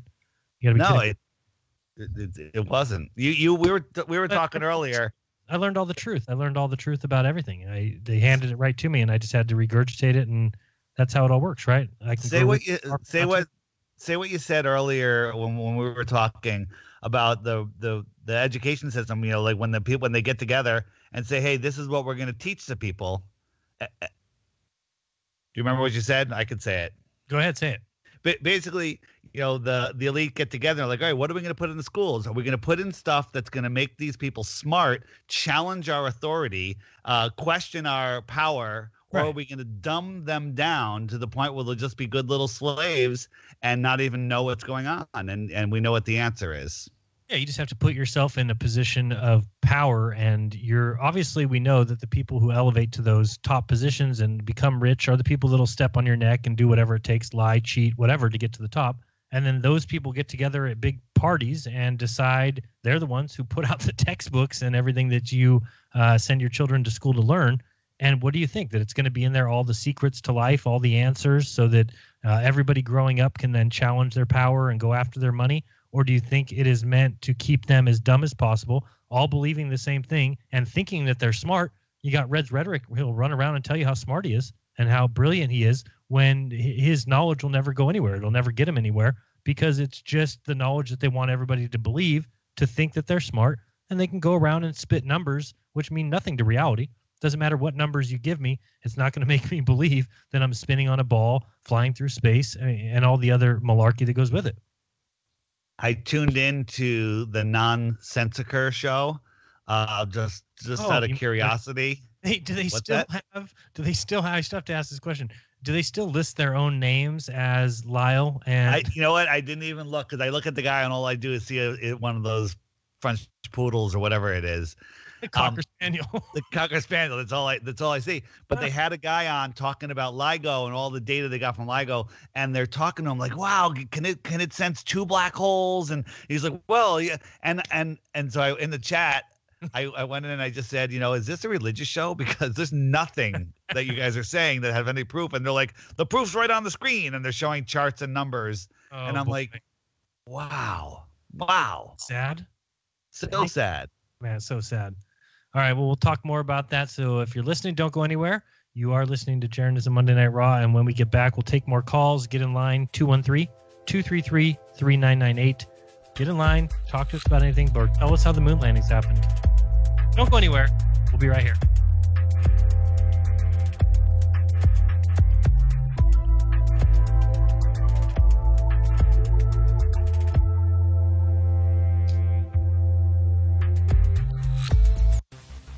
Truth Frequency Radio is your #1 source for news and information without the hate, hype, and fear. We're proud to feature cutting-edge programs like Beyond the Veil with Chris and Cherie Geo, X Squared with Brooks Agnew, Paranormal Portal with Brent Thomas, Jeranism RAW with Jeran and Missa, Fearless with Frank Castle, Strange World with Mark Sargent, The Eye of Ra with Ra Castaldo, The Infinite Fringe with Billy Ray, Ironworks with Josh Corey, The Kev Baker Show, and dozens more. Did you know you can listen from any telephone by dialing 641-793-7117 or call into your favorite show toll free at 833-TFR-LIVE. Uncensored talk and news you won't hear in the mainstream media. Truth Frequency Radio, your protection from deception.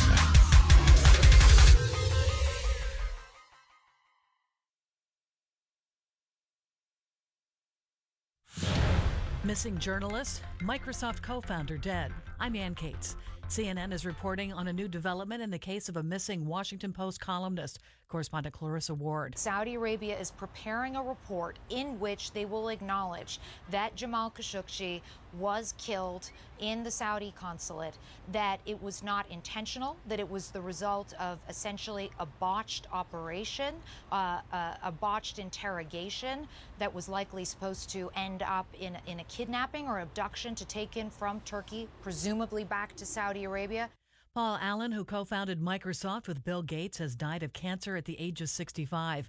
Allen told 60 Minutes in 2011 what led to his falling out with Gates and is leaving the company after he was diagnosed with cancer the first time. They were basically talking about how they were planning to dilute my share down to almost nothing.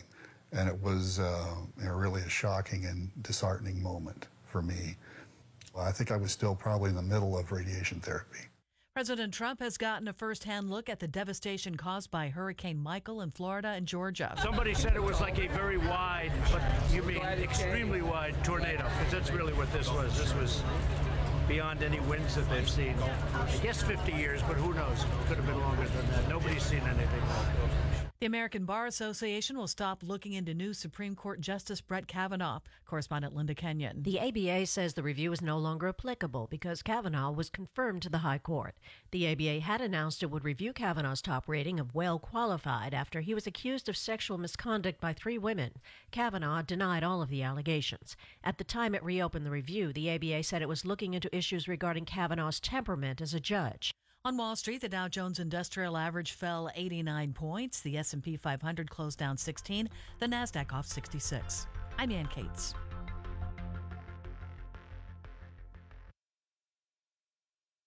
You are now tuned into the Truth Frequency. We are TFR.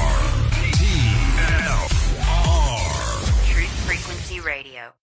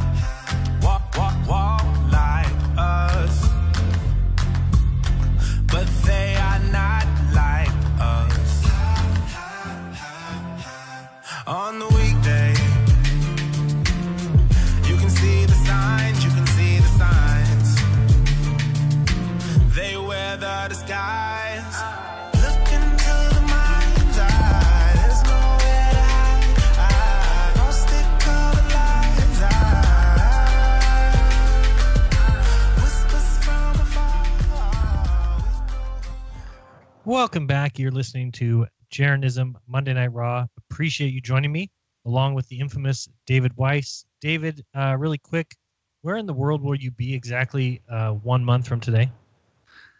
I will be in Denver, Colorado at the Flat Earth International 2018 conference. Whoop, whoop. Surrounded by flat earthers. What's that? I said, whoop, whoop, raise the roof. Yeah, it's going to be great. And anybody that's coming, make sure you make it to the Billboard rally the day before, Wednesday, sometime around 3 o'clock, weather depending. And how can I follow and make sure I'm there at the right time if you're saying it might be 3 o'clock? We will be sending out final directions and time and where you can get a ride. All that stuff will be on our Twitter, which is at the FE Podcast, FE for Flat Earth, the FE Podcast. And that's where the last minute instructions will come out. And if you're coming, if you could bring a sign, fold up a piece of cardboard, white cardboard, and make a sign. It's flat, something big letters, and we could really make a scene out there. If we get 100, 200 people, maybe we can do some interesting stuff. Spell out Flat Earth with people and live stream it from the drone on the side of the highway in front of the billboard. It could be amazing. Yeah, and I recommend it highly. Last year at North Carolina, it was such a great get-together. It was actually the first time a lot of us had seen each other because we had all come in different ways and everybody met at the billboard. So first time that a lot of us got to meet each other was there. It was an awesome moment. Lots of media there, all until the cops came when they found a dead body on the other side of the hill. That kind of got spoiled, but that I forgot about that. All kinds of fun and games during the Flat Earth Conference. There's a lot of people that are arriving Wednesday. Like Dave Murphy is coming straight from the airport to the billboard.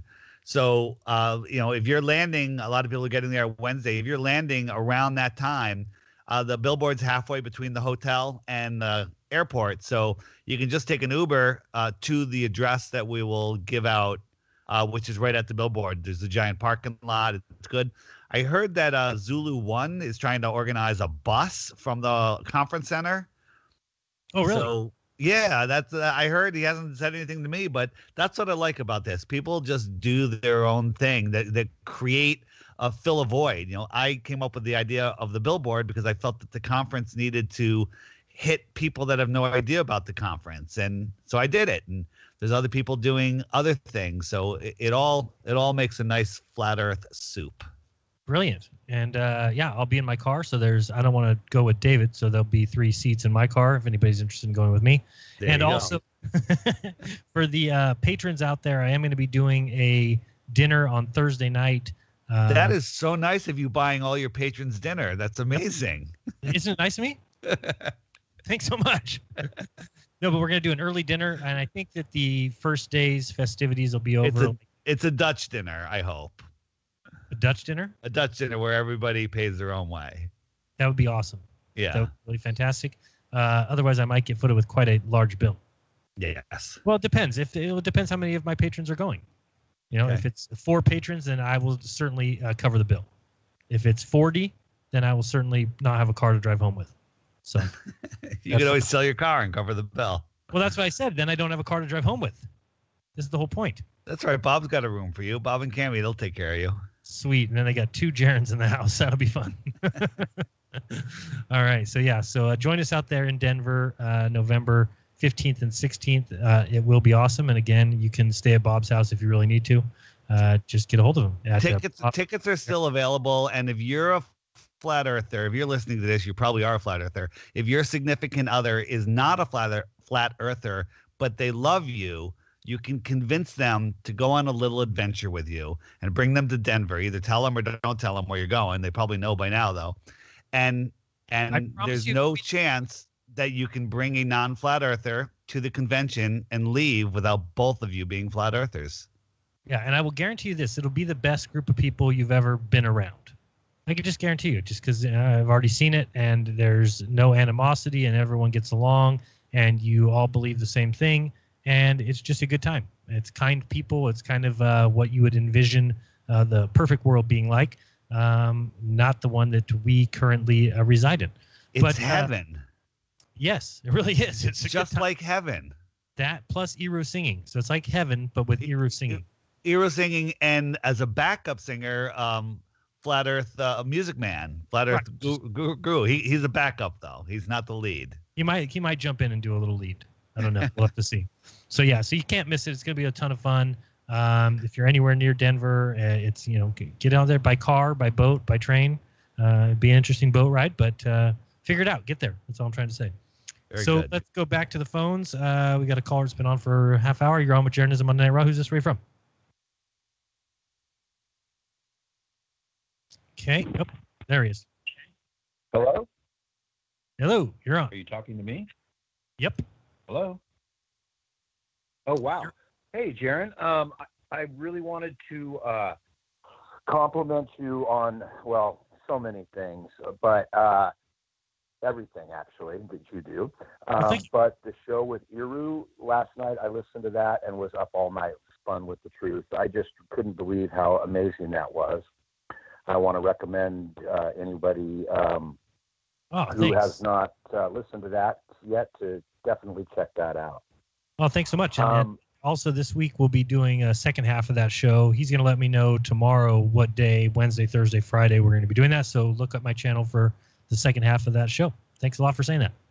Yeah, I'm most certainly going to do that. I'm very much looking forward to it. And to anybody that hasn't seen it yet, watch it all the way to the end. The stuff right at the tail end of it, those last 3 slides were just crazy. But anyhow, yesterday I was really excited to watch the Globebusters show. I misread the title, and I thought it said it's not a rocket. What I'm trying to ask is a little bit more about you witnessing the SpaceX launch and how Bob referred to it. It felt like you guys brushed over that a little bit quickly.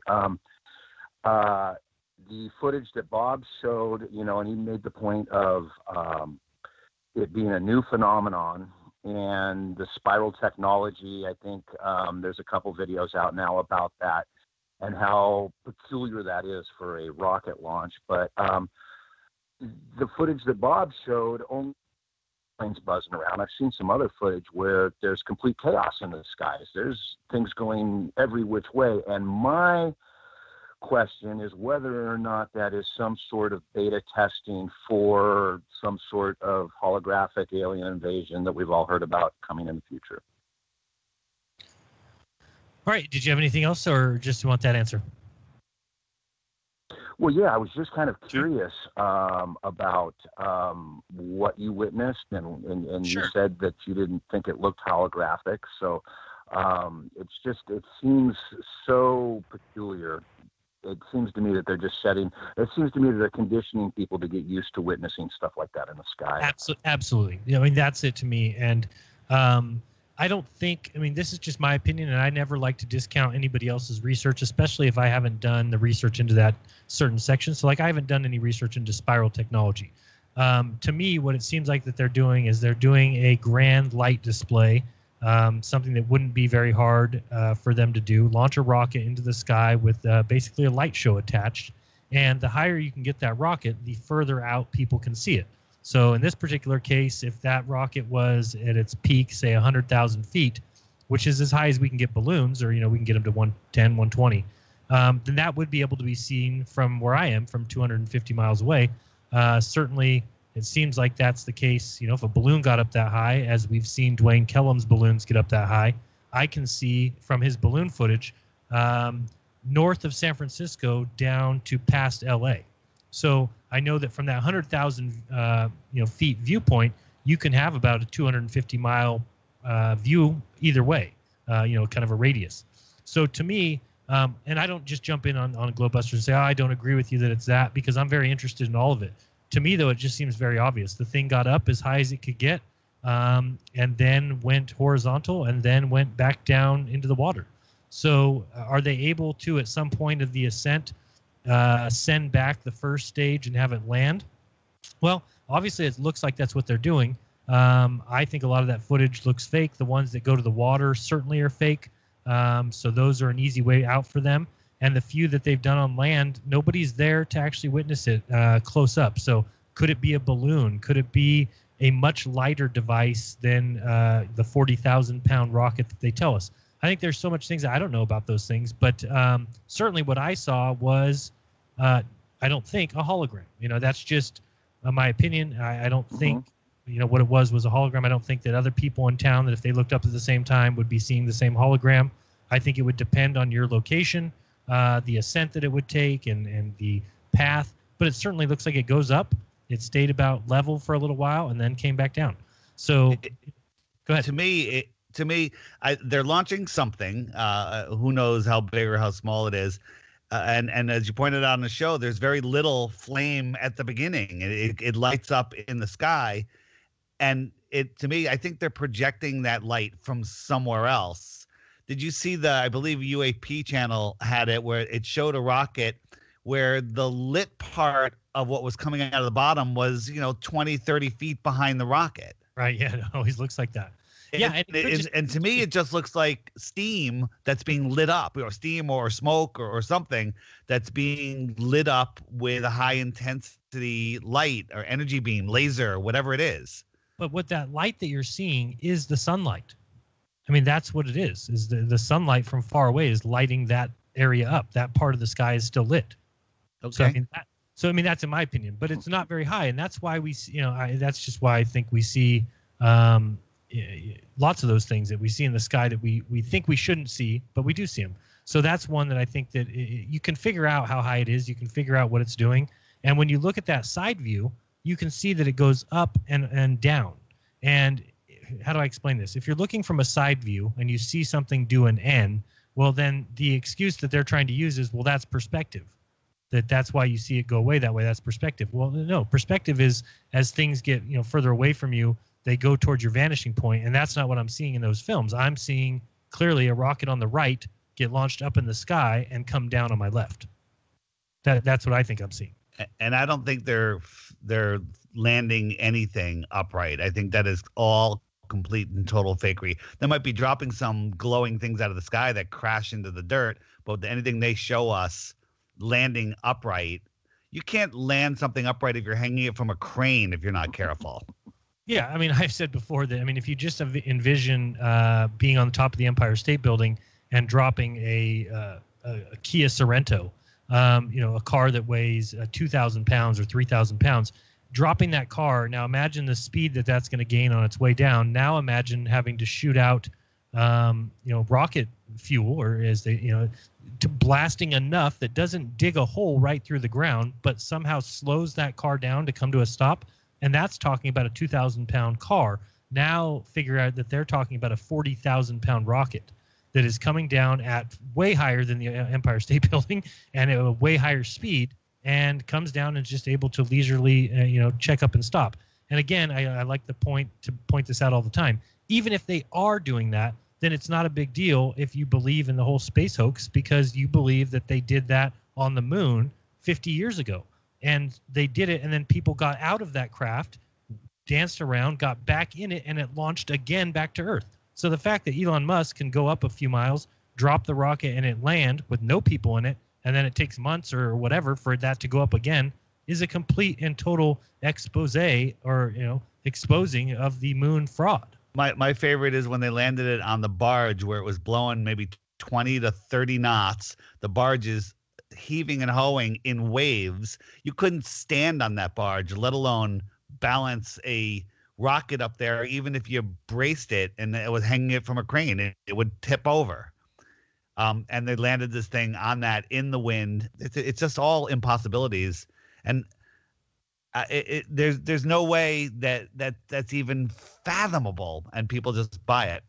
Hey, can we mix it up a little bit and take a call from the shill only line? The shill only line? What line is that? That's the next call. All right, you're on with Jeranism Monday Night Raw. Who's this? Where are you from? Hello? Hello? I don't see anybody. I thought there was another call coming in. There's a lot of calls coming in. You're on with Jeranism Monday Night Raw. Who's this? Wait, am I on now? Now I'm unmuted? That's what's happening? There you go. Oh, boy. Wait, hold on a second. My shelf just broke. Do you remember that? Funny guys. I do remember that. It's one of my favorites. I was in Colorado when that happened. That was such a you gotta be old school to remember that. Going all the way back 3 years to remember that. That's back when I first saw Mark call me and was like a little schoolgirl, like, look, it's Mark Sargent's calling me. I was losing my mind over it. Like, I'm going to talk to Mark Sargent. But then he wanted me to be interviewed on his show, and I went on his show. And about 20 minutes into the show, his shelf breaks. And it was the first time that I said, well, I'm going to say this word. I tried not to say it, but, people thinking that you're a shill. And he's like, ha, ha, ha. And then 2 seconds later, you hear a glass break, and he says, oh, my shelf just broke. And so there was this big hoopla about people saying, well, there's no way he could have said shill. He couldn't have been that quick, so he must be a shill, right? I mean, this is how he exposed shills. Right. Yeah, there was a shelf broke. I was out in Boulder, Colorado, and there was this shelf that was literally within, I think, 3 feet of the microphone, and some piece of knickknack just kind of shifted and like one whole thing collapsed. And it just happened to be perfect timing because it was right after I said the word. And a lot of people think you're a shill. And he's like, no. And the shelf broke. So it's pretty funny. Usually, you know full well that most people think that until they meet me. And then it's like, oh, okay. He's not some sophisticated spy. He's not James Bond. Well, I thought, by a long shot. If we need to be honest, I don't know if that came out during my secret recorded phone call with the now deceased Lee. Can't remember his name. But, Lee Bracker. Yeah, we took care of him. Somebody secretly recorded my phone call with him, and I said in that, he's like, well, Mark's clearly a Freemason, a high-level Freemason. I'm like, Mark's just a big dork. That's what I said. Yeah.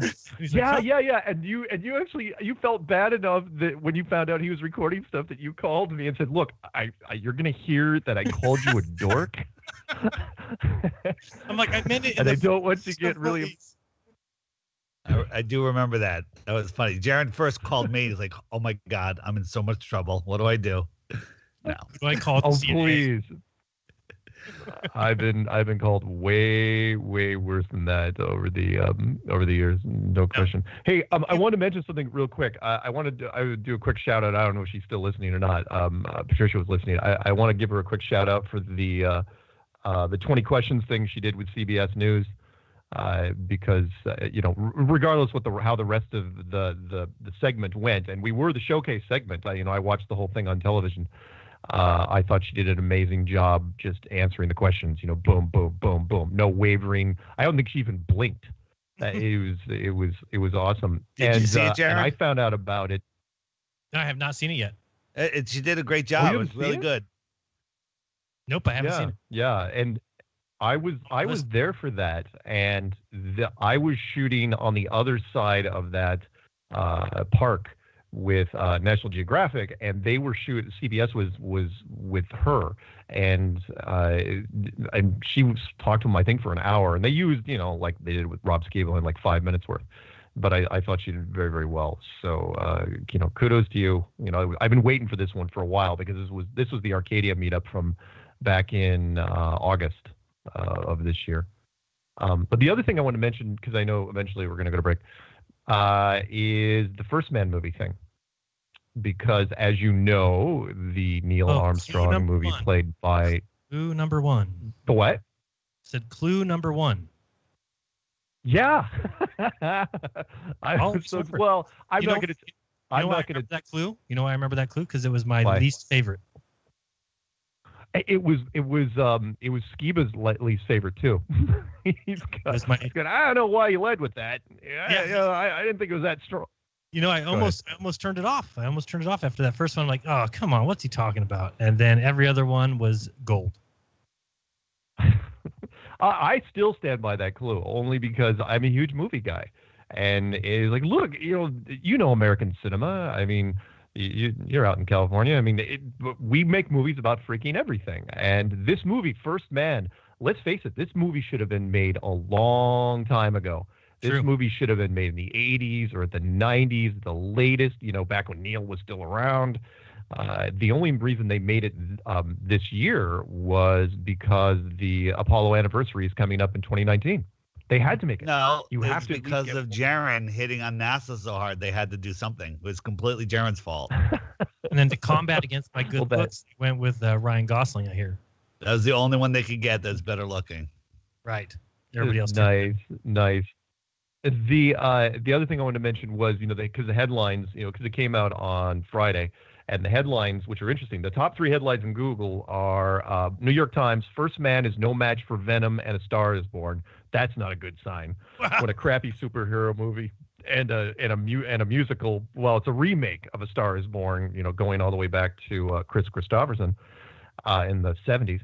The second one's from BuzzFeed News. David's trying to tell me to go see that. Said, don't make fun of it. David's trying to tell me to go see it.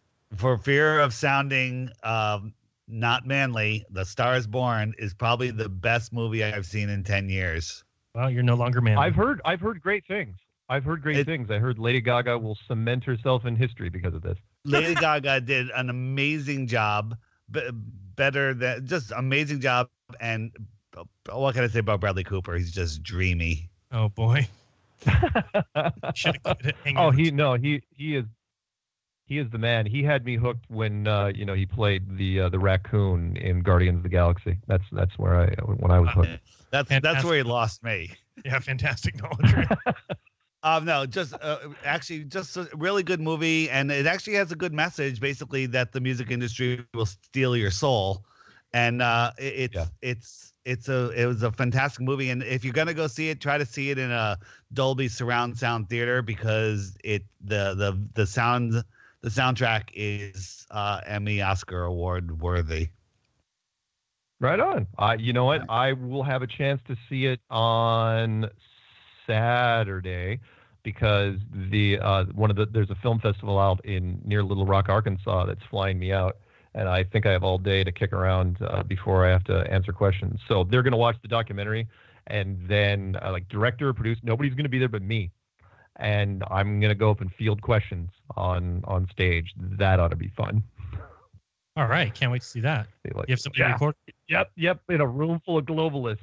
Although they've been getting 90 minutes of getting hit with flat Earth concepts, and then they get to ask questions. So it should be interesting. You'll be fine. There you go. Yeah, I think it'll be fine. The other thing I want to mention was the Huffington Post article, which was, I couldn't make this up, it was the third one in, called "Here's What Moon Landing Deniers Think of First Man." That movie is going to generate a lot of buzz in the conspiracy world, because as you know, the Apollo missions, even before Flat Earth, were criticized for a long time. And it's like, oh yeah, by the way, here's a moon movie. And that will be linked, in all sorts of different search engines. It is not going to help them in the long run at all. It is going to fuel everything, including our stuff. Mark, is there anything that ever happens anywhere that doesn't help our cause? Right now, no.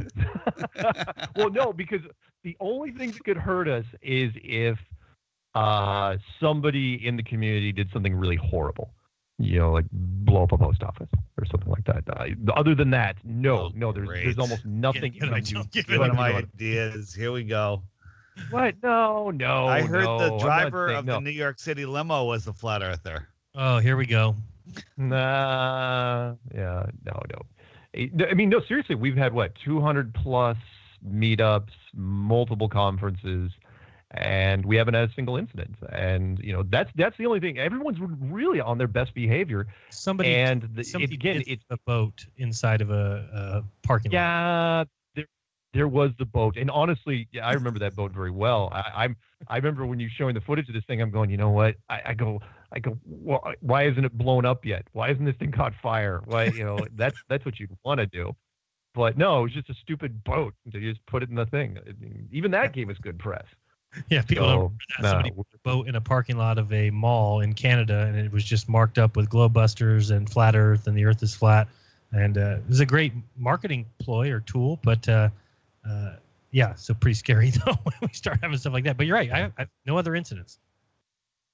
No, we've been really great, and I'm looking forward to the Denver conference and seeing you guys again. And by the way, I think you guys make a great team. I don't know if this is a permanent thing or whatever what you're doing here. I don't know if there's a gay angle, whatever. Hey, you know what? I'm not judging. All God's children. I'm waiting until he gets a little too Jewy, and then he's got to go. But if that doesn't happen, then he's gonna stay for a while. No, I like Dave. Wouldn't rather be anybody else. So thanks, Dave. All right, don't go anywhere. This is Mark Sargent. If you didn't recognize the voice, we'll be right back with more Jeranism Monday Night Raw. See you, Mark. See you, Mark. Well, it comes with cost, a price too large,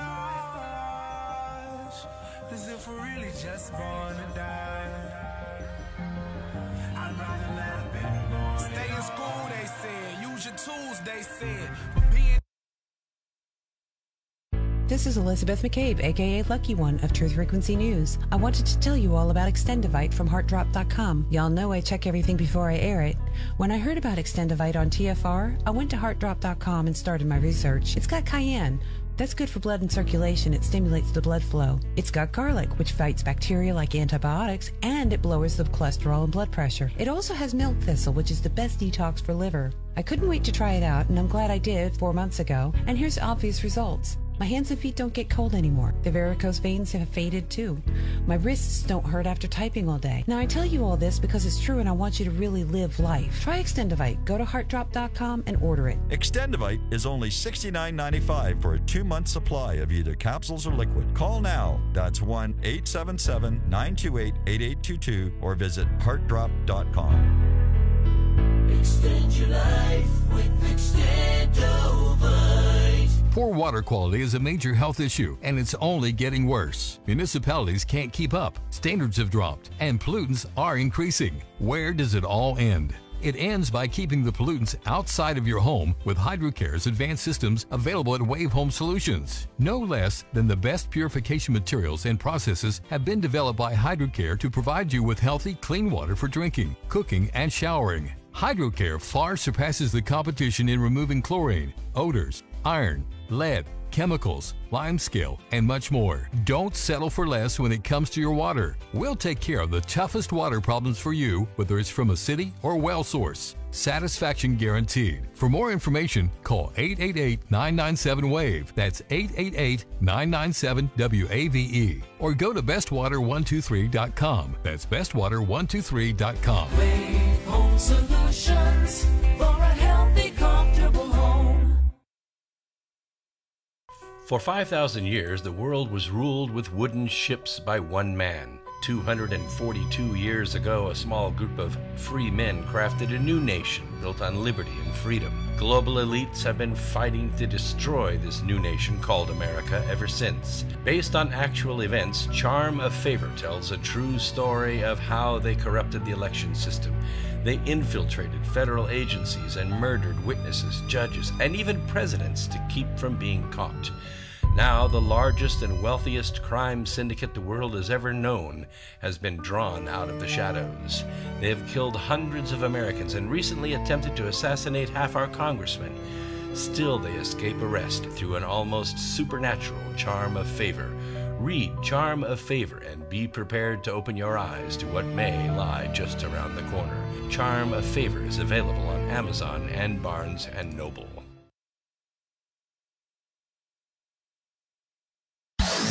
No hate, no hype, no fear. We are TFR, your protection from deception.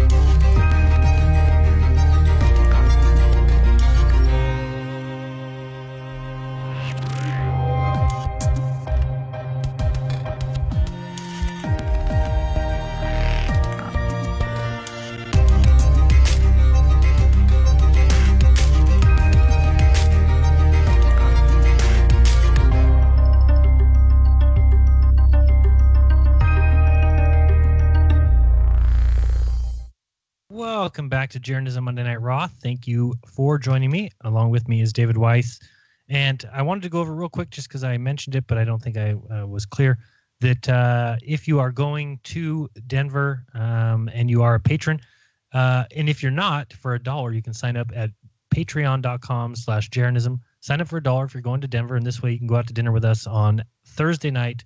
We'll probably go to dinner about 6 and try to be back by 8 or so we can enjoy the evening's festivities. So, yeah, join that group over there, and I'll be making a patron post soon. David, and you can join us too, David. All out. Thank you. I know, I'm so kind. We do have a lot of calls. If you want to get in line and try and beat the buzzer, you can do so at 213-233-3998, or you can just listen to the fantastic callers we have calling in right now. You're on with Jeranism Monday Night Raw. Who's this? Where are you from? Hey, what's up, guys? Calling out of Florida. What's up, Colin? How's it going down there?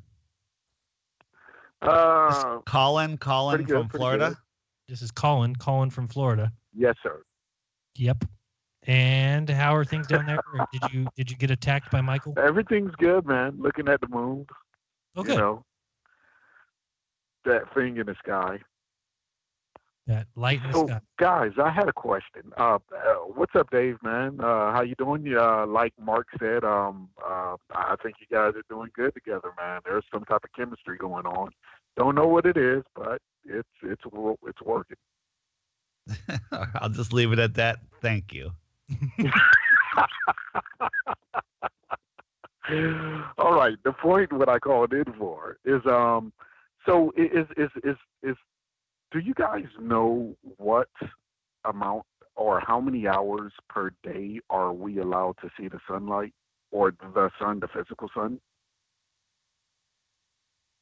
You're talking. Are we allowed to see it? Well, we can see the sun on a perfectly clear day. Yeah, from horizon to horizon. It depends on the time of the year and your location. Right. Okay. How much does it vary, though? It varies tremendously. In my location, Really? If I'm at an elevated point, if I'm out in the water and there's nothing blocking my view, Right. I have maybe 5 hours of sun, visible sun in the middle of the winter, and in the summer I have, I don't know, maybe 12 hours of sun. Oh no, in the summer you have way more. More than that. More than that. Sorry. Right, because at the North Pole, I mean, you have to kind of work your way down, right? At the North Pole, there's 24 hours sun. Right. Let's say at the equator, right? Okay. How much does it vary from the equator? Not much. It would be, Not much. No, 11 to 12 hours or 13. So 1 hour plus or minus perfectly equal. Okay, so we're on a ball, right? And the horizon is a horizon, right? We can't see through land. So obviously you're wrong there. We can see through land, but go ahead. See Venus and Mercury at night. Yeah. Come on, we could see straight through the Earth, obviously, because we're on a ball.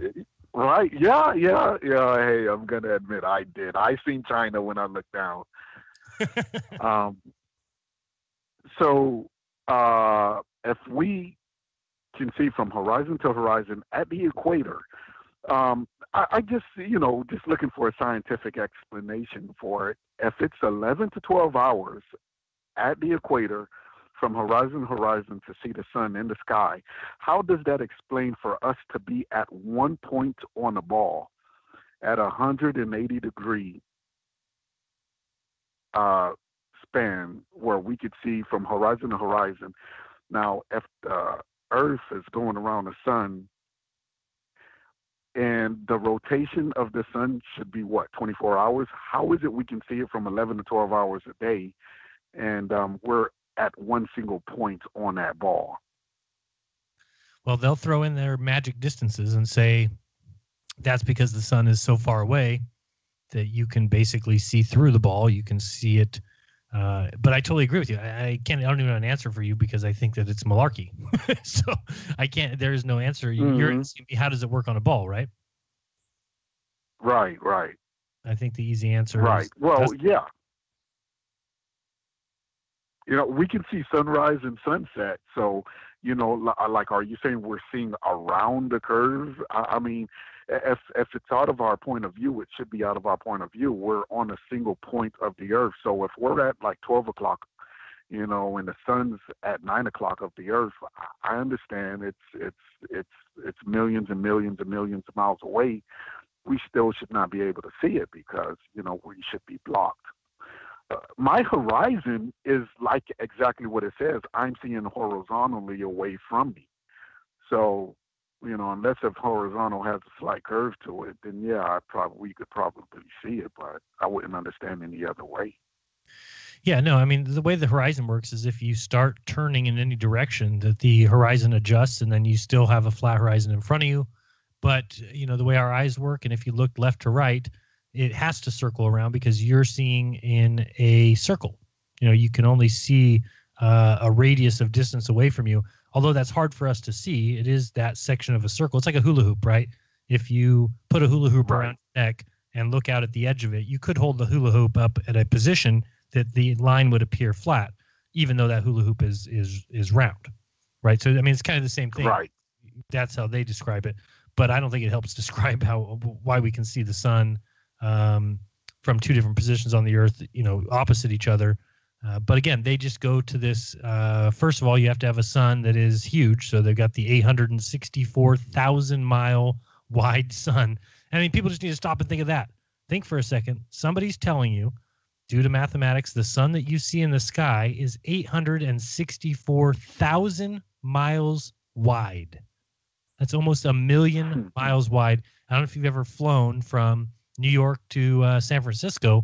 That is a mere 2,500 miles, and it takes you 7 or 8 hours. It's just hilarious to think that that we would be seeing a sun that's 864,000 miles wide.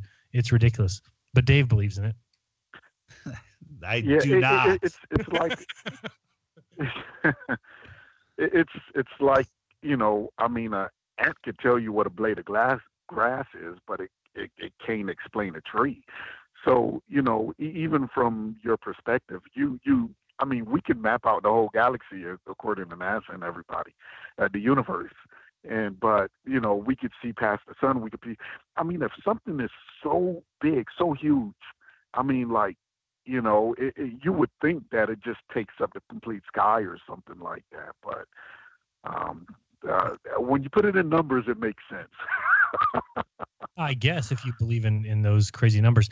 Somebody who does believe in the 864,000 mile wide sun is a guy named Baller Dave. I think he's on the phone right now with you. Baller Dave, are you there? Yes, I am. So you believe in this 864,000 mile wide sun? Duh. How do you think we stay in orbit with all of the other planets if it has to be that big? Oh, because the math says so. Okay. I got you. I was just making sure that that's what you believe. And you also believe it's 93 million miles away? If it was any closer, we'd burn up. And if it was any farther, we'd freeze. Think about it. With the tilt of the Earth, we get the seasons. You tilt away, it's cooler because that light is spread out. Anyone can demonstrate that. Get a flashlight, hold it on a ball directly, and then look at the part away from where it is. It's spread out, and you do the math. It's less energy hitting the Earth, causes the winter. Oh, wow. Hey, okay. Baller Dave, can I ask him a question? Sure. Yeah, he can hear you. Baller Dave, he's going to ask you a question. Good. Hey, go ahead, Baller Colin. Dave. Colin from Florida. Right. So if I said that the moon was almost 1 million miles across and 93 million miles away, and the sun was actually a 250,000 miles away from the Earth. I just have to interrupt you. I'm sorry. That's absolutely ridiculous because then it wouldn't orbit the Earth just like we see it. It's going around the Earth every 28 days. If it was that far away, it would be in the sun's gravity would affect it, and the Earth's gravity would not affect it. But the opposite is true because of its prime location. See how you just want to punch him? Okay, yeah, I completely forgot about the science and adding the There's two. So lots of science. Maybe sense. you should have continued with your education rather than dropping out and living in your mother's basement.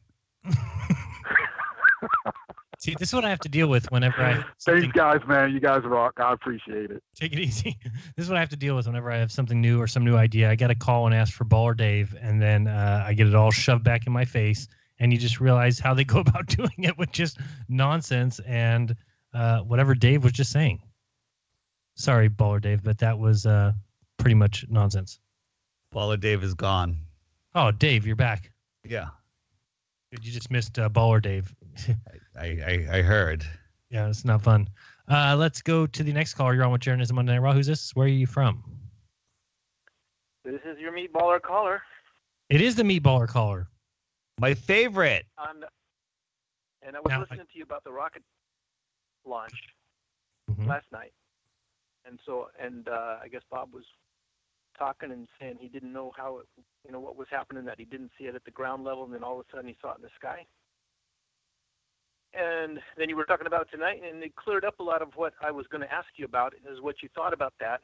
And it appears that you do both believe that some light was shining on something in the sky to light it up. Yep. So that clears up a lot of things. And Jeran, I think you said that the sun was shining on it to make that happen, right? Correct. Okay, so the explanation then is that the sun was going down. The sun had just set when, and I guess you can verify this, right, Jeran, that the sun had just set in, I don't know, 15 minutes, half hour before? Correct. Yep, okay, it was so because the I think shadow it launched about 7:21, and I'd say it was shortly after that. It launched 7:21, and the sun probably set 7:15. So then the shadow of the Earth was hitting that low part where there was no light. That was the shadow of the Earth, and then up above that was where the light was able to reach whatever that cloud was, the vapor, whatever was coming out of the exhaust of the rocket. And so then it was lit up. So it's not self-illuminating, but the sun. And both of you guys are agreeing on that. So that cleared up something for me. I have a question for you, Meatballer. About what your thoughts were. I have a question on the rocket. Sometimes we see these rockets. When we see an amateur rocket being launched, it leaves a solid trail of smoke from where it goes to where it stops, where the engines run out. It leaves a solid trail. The space shuttle actually used to do that. But now these new rockets don't leave anything. They leave a big puff of what looks like steam. The thrust does not crush that as it's pushing this heavy thing away, and it leaves a perfectly clear trail in the sky. You have no idea. Good answer. And I'm not an expert. I haven't looked at it at all. And I know at Vandenberg, a lot of times down here, around the LA area, a lot of times you can see or not a lot of times, but sometimes you can see the rockets, the trail of the rockets after they've launched out of there, and you can see the little, like you're talking about, the little smoky trail. Sometimes you can, sometimes you can't. Yeah, I never saw that when they didn't launch any of the shuttles. If the sun hits on it, I've seen it. It's like a little trail, and then the winds are blowing, and it blows it all out of alignment. You see this little snaky thing in the sky. Anyway. Yeah, and go ahead. So anyway, that just explains to me. Okay, that I see what you're saying, and you didn't say anything like that last night when you were on the show with Bob about the thing not lighting up at the bottom. I wish you had gone in and You know what? I think I think I remember what you're talking about, and I was confused at what he was talking about. I thought he didn't see that it was launching from behind the mountains, and he was saying like, "Oh, I don't see it, and then now I see it in the sky." I was going to say something, but I was like, I don't know why he doesn't see that it's coming from behind the mountain. So I thought he kind of corrected his mistake, but now I see what you're saying. His mistake was he was wondering why it was not lit up until later. Right. From what I was understanding him to say is that they put some light show on it, and they started spraying this stuff out, or some lights lit up or something after they got up to that altitude. And so anyway, so it just like it was a self-illuminating thing rather than it being illuminated from somewhere else. What we know for sure is it wasn't a rocket going into space. There's all sorts of shenanigans going on, and it's clear that it wasn't a fuel-filled tube. Well, you just look at it and trust your senses rather than nonsense. Okay, Again, so you know, anyway, they have this. Go ahead. I know you had a lady call from Arizona that said she saw it, and so there was two things at that point that I was, again, thinking back. I had asked you before, Jeran, if you had an inclinometer, and you had told me before you wanted to get one, but you didn't have one. I So think that I would have been, do have one, but I mean, if you get a digital inclinometer, it costs like $50. So Oh, if no, you not had digital. something like that, and you, huh? I said no. I don't have a Yeah, digital. well, if you had a digital I mean, they're cheap. So I mean, you know, $50, under $100. You could have, when you were taking the video of that launch, you could have, when it started lighting up in the sky, you could have put your inclinometer up there, and then written down, you know, what that angle was there, and you could have calculated what the altitude at that point when it started to light up was. And if you had a compass there, you could have gotten the angle of it, you know, how far off, you know, to the west it was, and could have gotten a good idea of what was going on, rather than just kind of like, well, it was there and I saw something. And But what would that the prove video if he accurately determined the height and where the sun and the dark divide line is in the sky? What would that have proved? It would have proved that there was something up there. It would prove nothing. It would prove nothing, but you would just have more information. You would have something written down. You could have an idea exactly what was. Here's where I'm confused. If you watch Globebusters and you saw that right to left time lapse of it going up and coming down, right? Correct? Yeah. Okay, so if you right to left, yeah. And then, so let's say I have my Sure. Let's say I have my inclinometer from that position that person is filming, and he films when it's at its peak. That's where he starts filming it. He gets his inclinometer. He reads that he's 45 degrees in the sky, and then he turns to the left when it disappears, and he reads his inclinometer again, and it's now 5 degrees above the horizon. So from that, I can then figure out that it stayed level in flight the whole time, or would I figure out that it's now dropped? Well, if you did it from your location also, then you could triangulate it. All right. So if you could take your inclinometer and you know where you're at on the map, and you could calculate it for a ball Earth and you could calculate it from a flat Earth, both. And could you calculate it though from the position of that camera?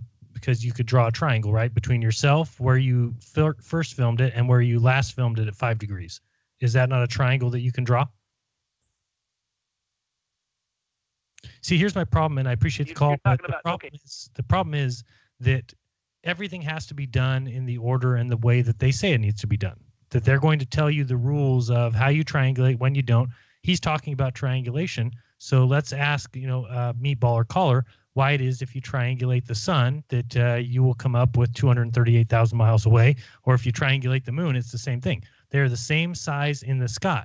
So all this talk about triangulation and all this work that we can do with it, well, they'll want you to use it when they want you to get the degrees that the sun is. But then they won't tell you that what is the difference between the sun and the moon. They're the same size in the sky. So if you go out and you try and triangulate these things, that you're going to come up with the same answer for the sun or the moon. Yet one of them is supposedly some 400 times further than the other and 400 times as small. What people need to recognize is it's all a numbers game. It's just a numbers game, and they're going to tell you when you can use it. And just like I just described, saying from left to right, no, he wants you to get 3 people's position and then triangulate it. And the way that our sky works, and Dave knows this, it's the same way the sun works, that for each person, everybody sees the sky separately. It's their own little dome view of the sky. And so it doesn't make, and the sky, and I've said this before, plays like a dome. That's how the sky operates. So all they're doing is just tricking you with math and saying you are looking at a dome, and therefore there's another half of your dome. That's hard to explain to people, but that's what they want you to believe. They want you to believe your view of the sky is one dome. And then they say there's another dome underneath you. But there's not. You're just viewing what's above you through your atmospheric dome. And it totally depends where you're at on Earth, what you would see. So somebody down in Phoenix is going to see something different than me. And if we start triangulating it, well, we're both looking through our half domes, and they're going to describe it in a way that makes you seem like you're on a ball. Dave, do you see what I'm saying or no? I do. I totally agree. I always go back to an experience I had when I was on vacation. The first year I had my P900, and I was watching my daughter and Paige walk down the beach, and they were probably a mile and a half away. And when I look at them, I could zoom right in on them, but they were literally holograms waving. You know, you've seen it with the guys on the boats where their bodies just become liquid. And if they went any further, they would have just turned into sky. And so that's my dome that I'm in. Right. I mean, you can only see so far. And I think that the sun that we see manifests within that dome. When there's a hazy sky, a thin layer of whatever it is up there, look at the sun. It's closer. You're seeing a closer sun because it's projecting into a different position because of the medium that it's going through. That's my opinion. I'm still trying to understand what I'm seeing, but we don't see the sun in the same place. If you're standing 10 feet down the beach from somebody at sunset, the sun is lined up with them and it's lined up with you, but you can only see your own personal lineup.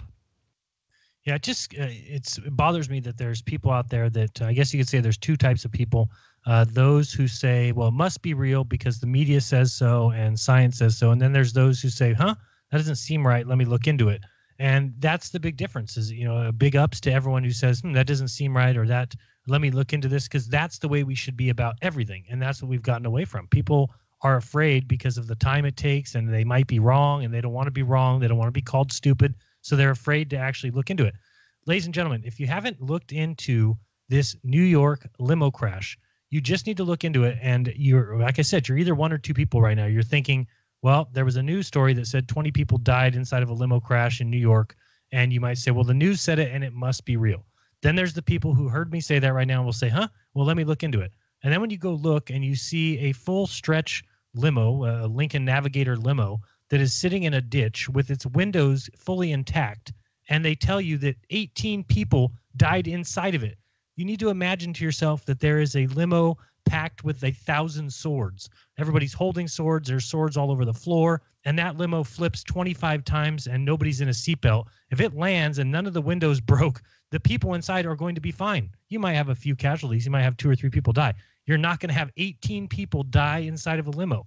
On top of that, there's interviews with people saying, oh, well, they came and used the jaws of life. Folks, if you've ever seen the jaws of life used, they're when a car that is normally 15 feet long is condensed to about 4 feet. And it's in an accident. It's creamed on both sides. And there's a person inside there who's still alive. The car was reduced from 15 feet to 5 feet. Somebody is inside of it alive. They use the jaws of life. They break open the car and they get the person out, sometimes save their life, sometimes they pass away. However, to have somebody say they used the jaws of life to open the door of that limo, go look at the photographs, folks. There is a limo sitting in a creek with its windows fully intact. Nobody would use the jaws of life. You'd break the windows. And the news media is showing them pulling pieces of rusted metal out of the side of a riverbank. It's. I think they found Flight 93, to be honest. And there's no witnesses. Of course, there's no witnesses. Nobody was able to see it. Everybody just heard a big bang. And the driver was a flat earther. Right. And I saw signs that said no media allowed. Like, what? What do you mean? That's what the media's job is. How do you have a sign out in front of this place that says no media allowed? Sorry, there's no media allowed. Well, yeah. And then they just report what they're told. Oh, these people died. So it's the same thing for me when you're talking about space and space travel. It's all a joke. It's just the same thing. You need to be able to look into it yourself and not just say, well, if you take these numbers and you figure it out, then you'll know that rocket is in the sky. It doesn't mean the rocket went to space. It doesn't mean that space travel is possible. It doesn't mean people went to the moon. It doesn't mean that planet Jupiter exists. It doesn't mean that Saturn is 10 times as big as Earth and the sun is 1,000,000 times bigger than Earth. It doesn't mean any of that. It doesn't mean you're flying through space at 68,000 miles per hour and that you change your speed. If you fly from Alaska to the equator, you go from spinning 400 miles per hour to spinning 1,100 miles per hour and you don't notice it. You get off the plane and you're just fine. That kind of change in speed, it's just ridiculous, period. I don't know what else to say. So I'll try and get back to the meatballer caller by explaining what I mean by the view of the sky and it totally being dependent on you. And it's, you could take a rainbow, for example, or you can take the way reflections work across a body of water, that you put 100 people down a beach lined up, say there's 500 feet apart. Well, every one of those people sees a reflection running from the sun to their feet, but nobody else can see any other reflection. So it's the same thing. It's all dependent on your view, what you're looking at, and, or you can believe what you're told. I just am no longer going to believe what I'm told and feel comfortable in that unless I can prove it for myself. And when I went trying to prove the globe for myself, I found out there's no proof there at all. Dave, we got 10 seconds left. Dave fell asleep. No, I just put myself on mute. Stop it. I did not fall asleep. Well, we got 10 seconds left. I saw proof that the moon is close because a small cloud blocked the entire Long Island Sound. That's pretty. There you go. Goodbye, everybody.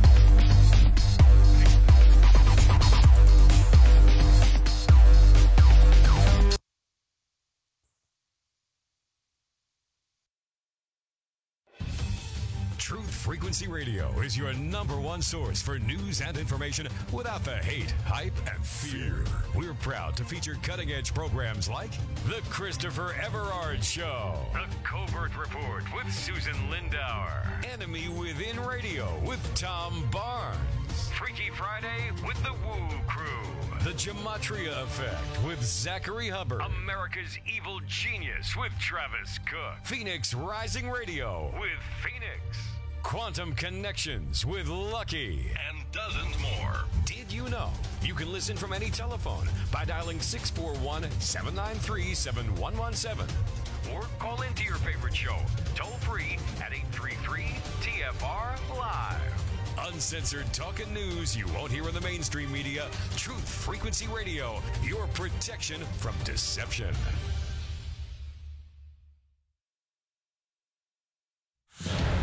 Saudi change of heart, Microsoft co-founder dead. I'm Ann Cates. CNN is reporting that Saudi Arabia will acknowledge that a missing journalist was killed during a botched interrogation. Correspondent Clarissa Ward. This operation was not carried out, according to the sources, with the proper level of clearance and transparency. That apparently some kind of a nod to the idea that potentially the Crown Prince, the King himself, were not aware of this. That will be a little bit difficult for some people to believe. Of course, this is a vertical power structure. The Crown Prince and the King know pretty much everything that goes on in the country.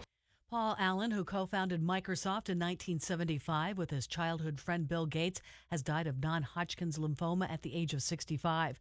Allen told 60 Minutes 7 years ago that Gates stood by him when he was diagnosed with cancer in 2009. Bill came, here to my house multiple times, and we had some great talks, and there's a bond there that can't be denied, and I think we both feel that. Allen owned two professional sports teams, the NBA's Portland Trail Blazers and the NFL's Seattle Seahawks, and was involved with both until his death.